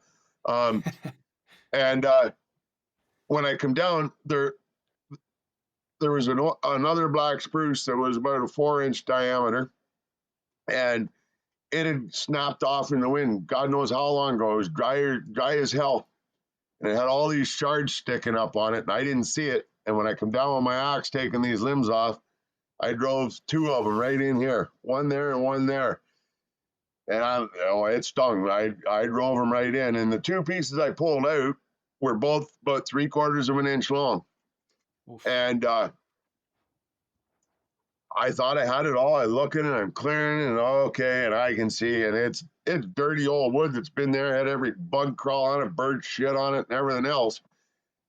And I start cleaning it up, and and the throb in it, I knew I drove in there deep, and all right, so not really too worried about it, but it started infecting, and I'll just keep cleaning it and cleaning it and cleaning it every day, and I knew it looked bad enough within the first 24 hours that I didn't want to tell anybody about it. And so I just kept looking after it. And at one point it was, you know, that big round type thing on my forearm. Like it covered this whole area here, and it'd be Well, that's sticking what, out, like you know. that's like 5 inches across, maybe something like that, like a Oh big yeah, bulge. yeah, and had a, you know, it was sticking an inch out, and I could squeeze it, and it would shoot. I could hit you 6 feet away. I could just paint your face. It was, Oh, and it. I noticed it getting better, and day 10, they come out, and I hadn't filmed any of it. I cleaned it, and I said, okay, they asked me about anyways. I was like, oh, fuck. All right. And I figured it was clean enough now and had gone down enough. You know, it was still swollen pretty good, but not, it was obviously getting better. yes. And they look at it. Next day, they're back out with the doctor, fucking squeezing the shit out of it. How you been cleaning it? Friggin'. Okay. Well, we're going to come back, but we think. And then they gave me shit because the production crew was like, if you had to leave for this, there's no story. It's all about the story. So, Yes. you know, and you know, it was the wrong thing for me to do. I get it. And so I did my little apology thing there. And it was day 14. I cleaned it and I was squeezing it. And then all of a sudden that second piece, and there was only 2 holes. And it had to be the other half of one of those pieces. So that means that my first impale was 1.5 inches into my arm. And the second piece I pulled out was 3/4 of an inch long. And at the back, it was 3/16. The thing about my Leatherman there, it had the little measuring thing on the handle of it. So I was able to get exact measurements. And yeah, it no doubt it hurt for a while. And, you know, my dad, he goes, you know how many calories you burned during that? You know, and I said, yeah. Oh, he And it's part of the game. You know, I'll never use it as an excuse or anything like that, because if it wasn't for my fucking mistake, I never would have had to deal with it. And that's all part of the game. There's been people that have left for hitting themselves with an axe, cutting themselves with a knife, burning their shelter. That's part of the it game. happens. So it's not an excuse. If you're saying that you were treating it and you were kind of getting the pus out of this injury, were you using any kind of natural remedies that you knew of, or was Oh there? yeah, like I mean, or was there a medikit or something? No. Well, so they gave you a medikit that had, I think, 4 Band-Aids, 4 antiseptic wipes. It was very basic. It was a small little. So I used the antiseptic wipes the first day. They were gone. So I was taking a mix of Labrador tea and black spruce needles and resin, mixing them all together. And I was cutting so much black spruce for firewood, for my poles, for my shelter, for my everything I was using, firewood, everything, that everywhere I cut live trees, they were just oozing the sap out, right? And that was the best fresh, that was the best. So I would take that warm water mixture, I'd boil it, the sap and the Labrador tea and the needles. I'd boil that, and then I just basically cup it, and I'd set my arm in that, and then I'd grab another cup, and I'd set my arm in that, and let it just soak as long as I could, you know, because I didn't really have a pot that I could, you know, and then I'd wash it and wash it and wash it till it was all gone. I'd use the whole pot, and as soon as it was gone, I would just go over and I'd just lather that fresh resin that was coming out of the black spruce stumps that I'd cut, and just lather it with that, and then wrap it. And it, you know, that's what all resins, saps are, is to heal a wound on a tree. It's a natural antiseptic. One thing I learned a long time ago when I started growing some mushrooms was, you know, you want to use a fresh oak or a fresh maple hardwood for your putting your plugs in for oyster mushrooms or shiitakes or what have you. Well, so I go out and I cut a couple oaks down. I got them there in nice size. I drill and spent a friggin' all day drilling and pounding plugs in and sealing them with wax and what have you. wondering why the fuck they're not growing. And then I found out afterwards that it's a natural antibiotic in the oak that's produced for 30 days after you cut them down. It's like a natural antifungal for when they get wounds. They don't put out a resin the same as a coniferous tree and what have you. But that's what it is a natural antifungal in the oak that it killed all my mushroom spores. Interesting. Okay. Yeah. So you got to wait until that's like more dead. That it's like you got to wait 30 plus days after you cut the tree. Yeah. Interesting. Hard lesson to learn. Oh, yeah. Oh, for sure. I'm assuming a big part of Alone as well. I mean, especially going through that kind of, it's a physical ordeal, but the mental ordeal of having an injury and kind of thinking, oh, is this going to take me out of this competition that I've already put so much energy and passion into? Mental toughness, like mental grit, it seems to be, I mean, it's maybe an obvious thing to say as well, but like such an important part of Alone in terms of skills versus mental grit, mental toughness. Do you think that you learned more about yourself and your own ability to suffer, or was that something you clearly had a lot of experiences from your stories today? Well, it was a different kind of mental suffering for me. I didn't complain about my wounds. I didn't complain about really anything. I'd have my little outbreak and go, have a bleep session, when I'd lose a lure. And that was part of everything. Through my healing process, I learned how much damage I did to myself by dwelling on negatives. And that was all part of my lesson out there. I was learning that, that was part of the gift of my lesson, was to learn about how I manifested my own negatives in my life. And I was learning not to do that anymore. And it happens, let's carry on, let's get up and go. And I really focused on that, same with losing the fish and all the rest of it. And it was it's funny how they were all parts of the lessons, like losing the fish, like stabbing myself in the arm, things like that. They were my mistakes. There was no blame. There was no nothing.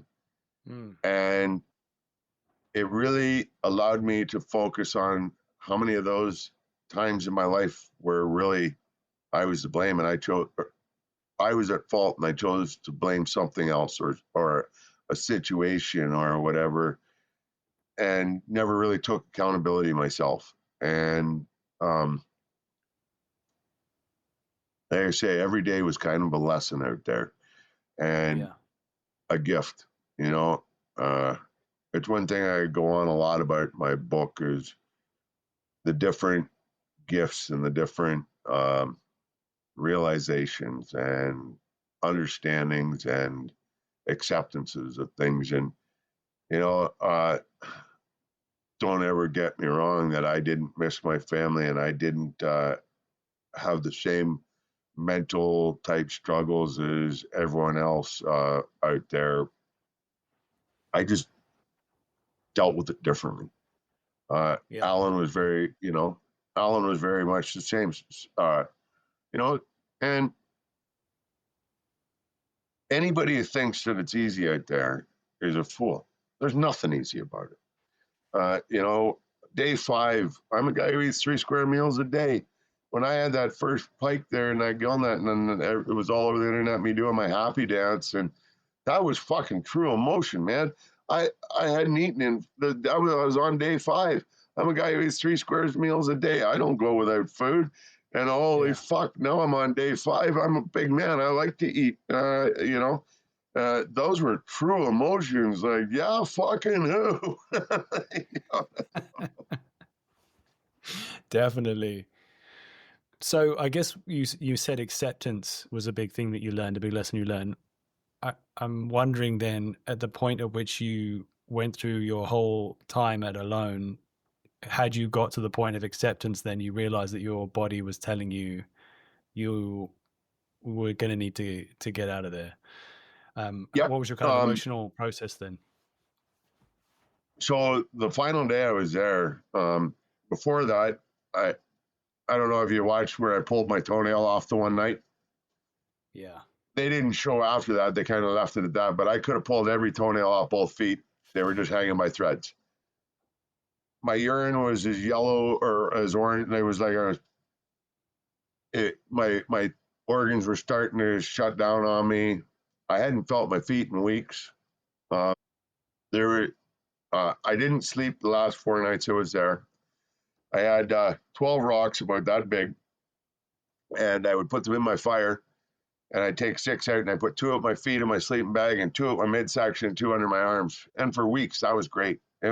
All the comfort.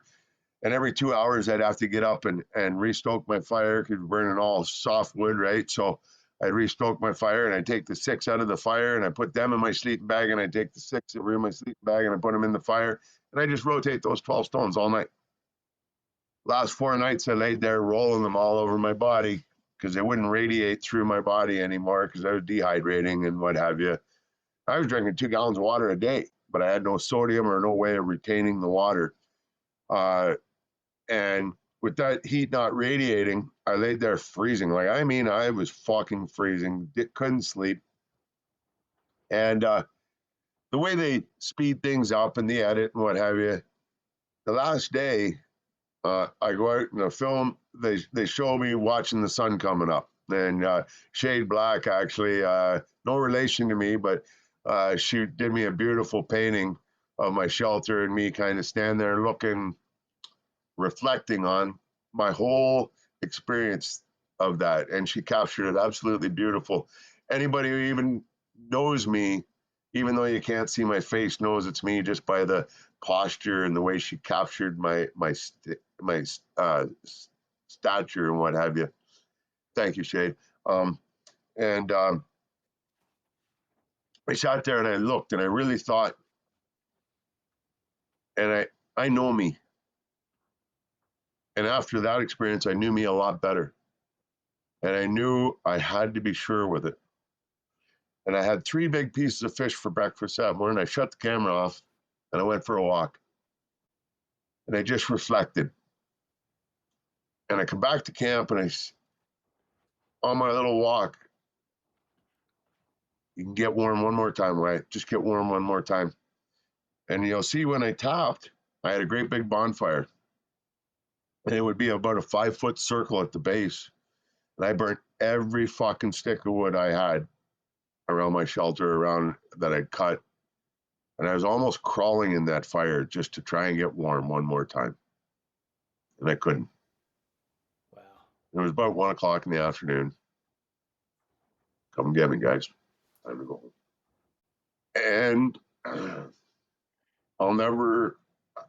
I don't regret it. I was done. And I did the best I could.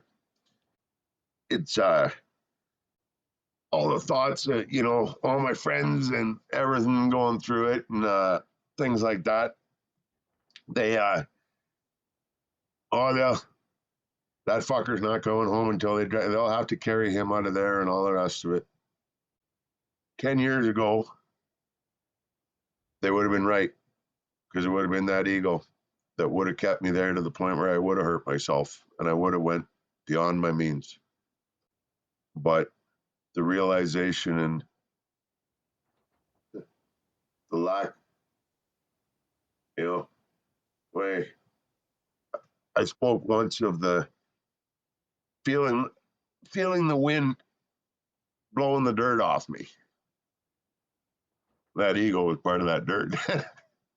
So, yeah. The whole experience made that moment possible, really. And it was a blessing. So how long was the recovery process? Because I've learned from a few previous interviews with alone participants that they keep you. Yeah, for I was out there. I was in recovery for 13 days. 13 days. I spent 11 with Alan, the winner, Alan Tenja. Yes. And I suffered from what they call edema. So because I dehydrated, my body's like, we're not going through that again. And when I started getting sodium and stuff in my body again, I started developing pockets of water on my legs and on my stomach. And it's just like, we're not going to run out of water again. So they had to cut me way back, and it was a slow transition. The refeeding program there's a reason for it, and they take such exceptional care. They're wonderful. The staff was incredible. The food was incredible, just not enough of it. The first thing they gave me was a thing of bone broth and 5 dried apricots and 10 almonds, and I'm like, fuck, I've been starving for 64 days, and this is what you're giving me is a fucking, that won't even fill a squirrel. Oh, come on, what's wrong with you people? Then, you know, every day, and like people would get angry. There's, you know, and I knew the process. I read all the literature, and you know, there was more emotion back at the camp after we're done. It's quite overwhelming. They talked about it previous, and you don't realize the overwhelming flood of emotions and the heightened senses. You know, like when you've been out there and you haven't heard any noise other than nature, you haven't had any smells other than nature, you haven't had anything other than nature. And even though it was in a quiet, relaxed setting of Arctic lodges, it was chaotic. It was busy. It was, and no longer my routine. And, Yes. and it was a very overwhelming stay for that time period. Did you get to spend time with Alan and kind of share that experience? Share kind Alan of what and you I were both going through? We basically became brothers at in that 11 days. We talked about it a lot. There's not many people that you can share that experience with that truly understand on the level that you do. Alan, he's a great man, period. You'll never hear a bad word out of my mouth about that man. He's an absolute beauty. And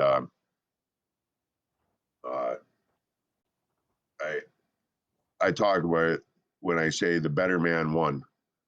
I mean that. And, you know, it's one of those things. If that had been me walking up to the gill net, having a duck in it, the camera would have went off, and that duck would have been in my fucking belly. That's the honest truth. I know that the man today, Wyatt today, wouldn't. That was one of the things Alan taught me, was to be a better person. And truly, that is who Alan Tenta is. And you know, same with the martin that was in his snare. The camera would have went off and it would have went into my pot. I have no trouble saying that because it's the truth. And you know, that is the integrity of that man. And I'm proud to know him. Did you, upon tapping and learning that you were second, was there a period in that recovery time that you struggled with that mentally? Did you, or were you like completely at peace with it? I was completely at peace with it. I've never, even to this day, I still haven't regretted it. I was done. You know, and I know I wouldn't have left if I wasn't. You know, I didn't stay 64 days out there. Just throw my arms and go, I'm fucking done. You know, but I was done. And that's all, you know, and when the tank's empty, the tank's empty. I still had fish left, you know, I still had firewood left, but I was done. And that's just, you know, and right up to that moment, I didn't whine and I didn't cry and I didn't, I just went through every day like I did the first day and the second day and the third day until there was no more days left. Yeah. And that's, you know, like I said, when you've given the best you can give, what can anyone else ask? What more can you ask of yourself? Yep. You know, You can only be proud. it's not like it was, yeah, it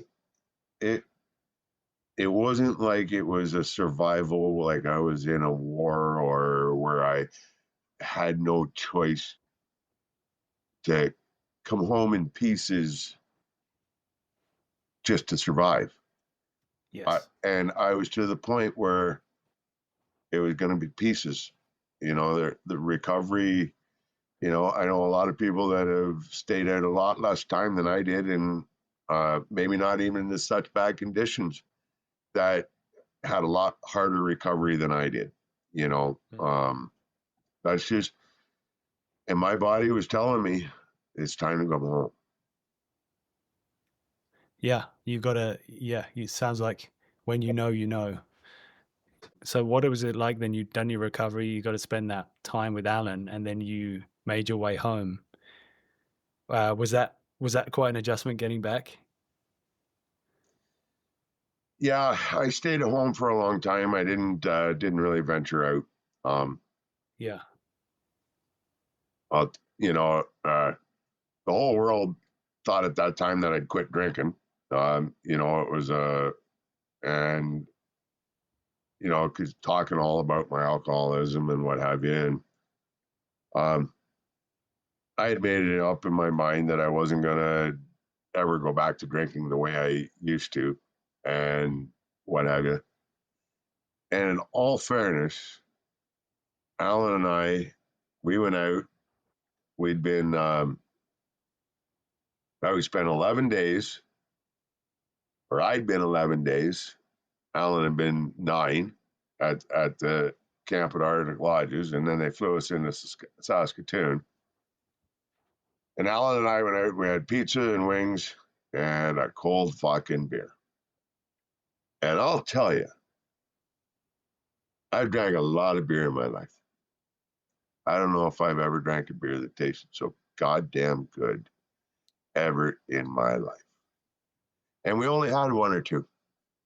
And, you know, the next night, we ended up having to stay an extra night because the weather was so bad we couldn't fly home. So Alan and I went to an all-you-can-eat buffet. And right beside this all-you-can-eat buffet was a cannabis dispensary. And I went, ha ha! Oh, boy. And, you know, I'm a guy who smokes weed every day, and I went in there and okay, give me, yeah, all right. And I stood outside that friggin' all-you-can-eat buffet there, and I smoked a joint, and holy Jesus was I high, like Jack the Bear. Oh boy. And I got the lightest, most relaxed, calm, mellow weed that they had, like, because I knew that, you know, I haven't had a joint in 80 days, 90 days, because we were at base camp about 14 days before we went out, before our launch date and what have you. So, and then I was also I was out there 64 days, 50, 74, yeah, really close to 90 days without having a joint.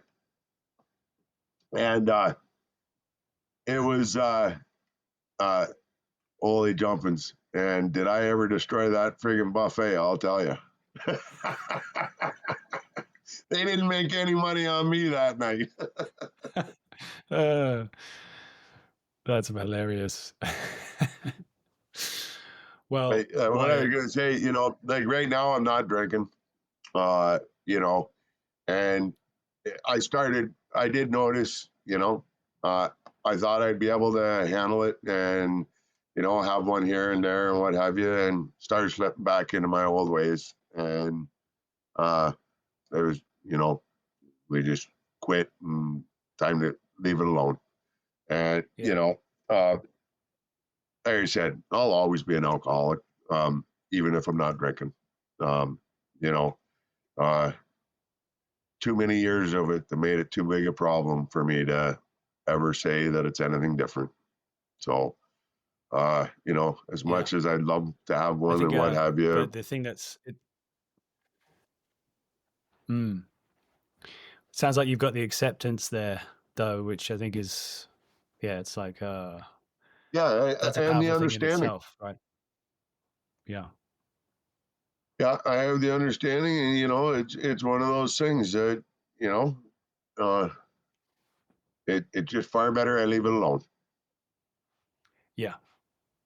I got a really nice 25-year-old bottle of Chivas Regal that I was given by one of my clients that maybe when one of my boys has a grandson or granddaughter, I'll open it then and have a shot with them. But till then, I think we're good. Yeah. Sounds like a good plan. I've got one last question for you, Wyatt, if that's okay. Fire away. Now that you had this experience and it changed your perspective on your life so much, do you ever feel the need to go and do another big, long, extended isolation style trip again? I'm dying to. I'm absolutely dying to, because there's no baggage. I'll get to truly experience it for the love of the outdoors and the passion I have for it without the baggage. The healing's been done. I'm good. I truly am. I feel truly at peace. And so to have that opportunity to go out there and just embrace every moment and enjoy every moment and appreciate it on a different level, you know, because I did truly appreciate it. I did love it out there, and I did capture the beauty. And it was one of the things I said on film a couple times, that I hope this camera is capturing what I see through these eyes so you can see it. And there were so many moments of that, you know. But a lot of those things they didn't even show, you know. Like I said, it's about the show, and you know. Yeah. But yeah, it's I a little. captured it. I can imagine it's frustrating at times, right? You're going to have an image in your mind painted of what all the different things you've experienced, and how could they possibly portray that fully? But but I guess you know, in all fairness, I was very happy with the way they portrayed me. I really was. Yeah. You know, I understand that you know, there was 9 other participants that they had to fill their time too, and what have you, and there's just only so much time. But in all fairness, you know, they let the world kind of know who Wyatt Black is, and we're able to let the world see that a lot of what my journey was, you know, and my healing process, and just how Mother Nature can do that for you. They said when we talk about the mushrooms, and we talk about the fish and the grouse and the ducks and the bears and the berries and everything else, Mother Nature, she is Mother Nature for a reason, and she can heal the heart and the mind as much as she can fuel our bodies, and you know, give us the warmth of firewood, and on and on. She's truly the biggest blessing we have, and we need to pay more attention to what we do to her and how we disrespect her, and open our arms a little bit more up and embrace her more. Amen to that. Yeah, amen to that, Wyatt. Thank you so much for coming on the show today. It was really amazing to talk to you, and here's so many amazing stories, dude. I can't wait. It's a pleasure, Robin, and thank you so much for having me here. It's been a fun chat, and I truly appreciate it. Oh, good luck with the launch of the book. This is a moment then. How can people find your book? How can people follow you on social media and all those fun things? Do you want to send people anywhere? Wyatt Black 1971, wyattblack.com or codebreakers.com if you want to pre-order a book. If you follow me on Instagram or Facebook, what have you, Facebook is just Wyatt Black. Send me a message and or an invite, and I'll gladly accept a friendship. And on Instagram, Wyatt Black 1971, and I'll be posting where I'm going to do all kinds of book signings and what have you. And I'll be more than happy to autograph a copy. Or if you ever see me out in the woods or that wandering aimlessly, if you got a Sharpie, I'll sign it for you. So amazing. Well, I'll put all those links down in the show notes as well for people if they want to find an easy way to just click those through. Then they'll be right there. Wyatt, I hope you managed to get out on your adventure at some point soon. But it's thank coming. you again. It's coming. Yeah. All right. It's coming. Sean. No doubt in my mind.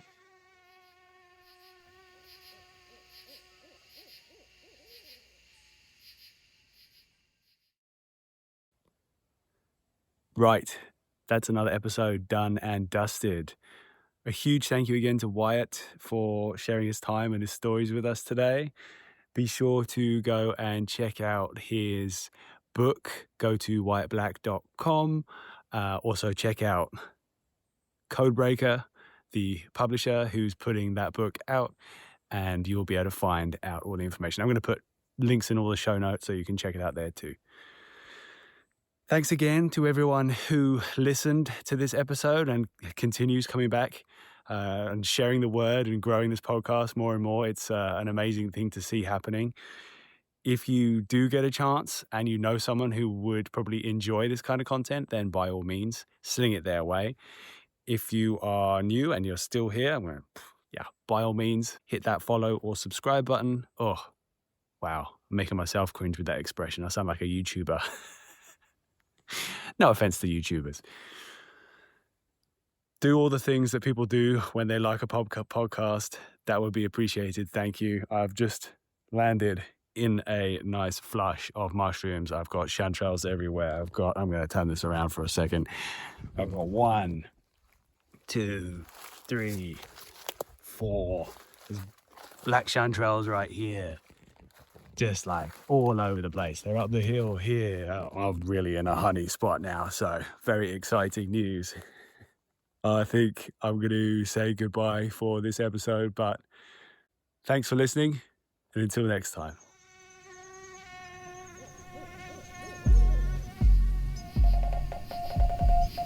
Welcome to the Wild Dispatch.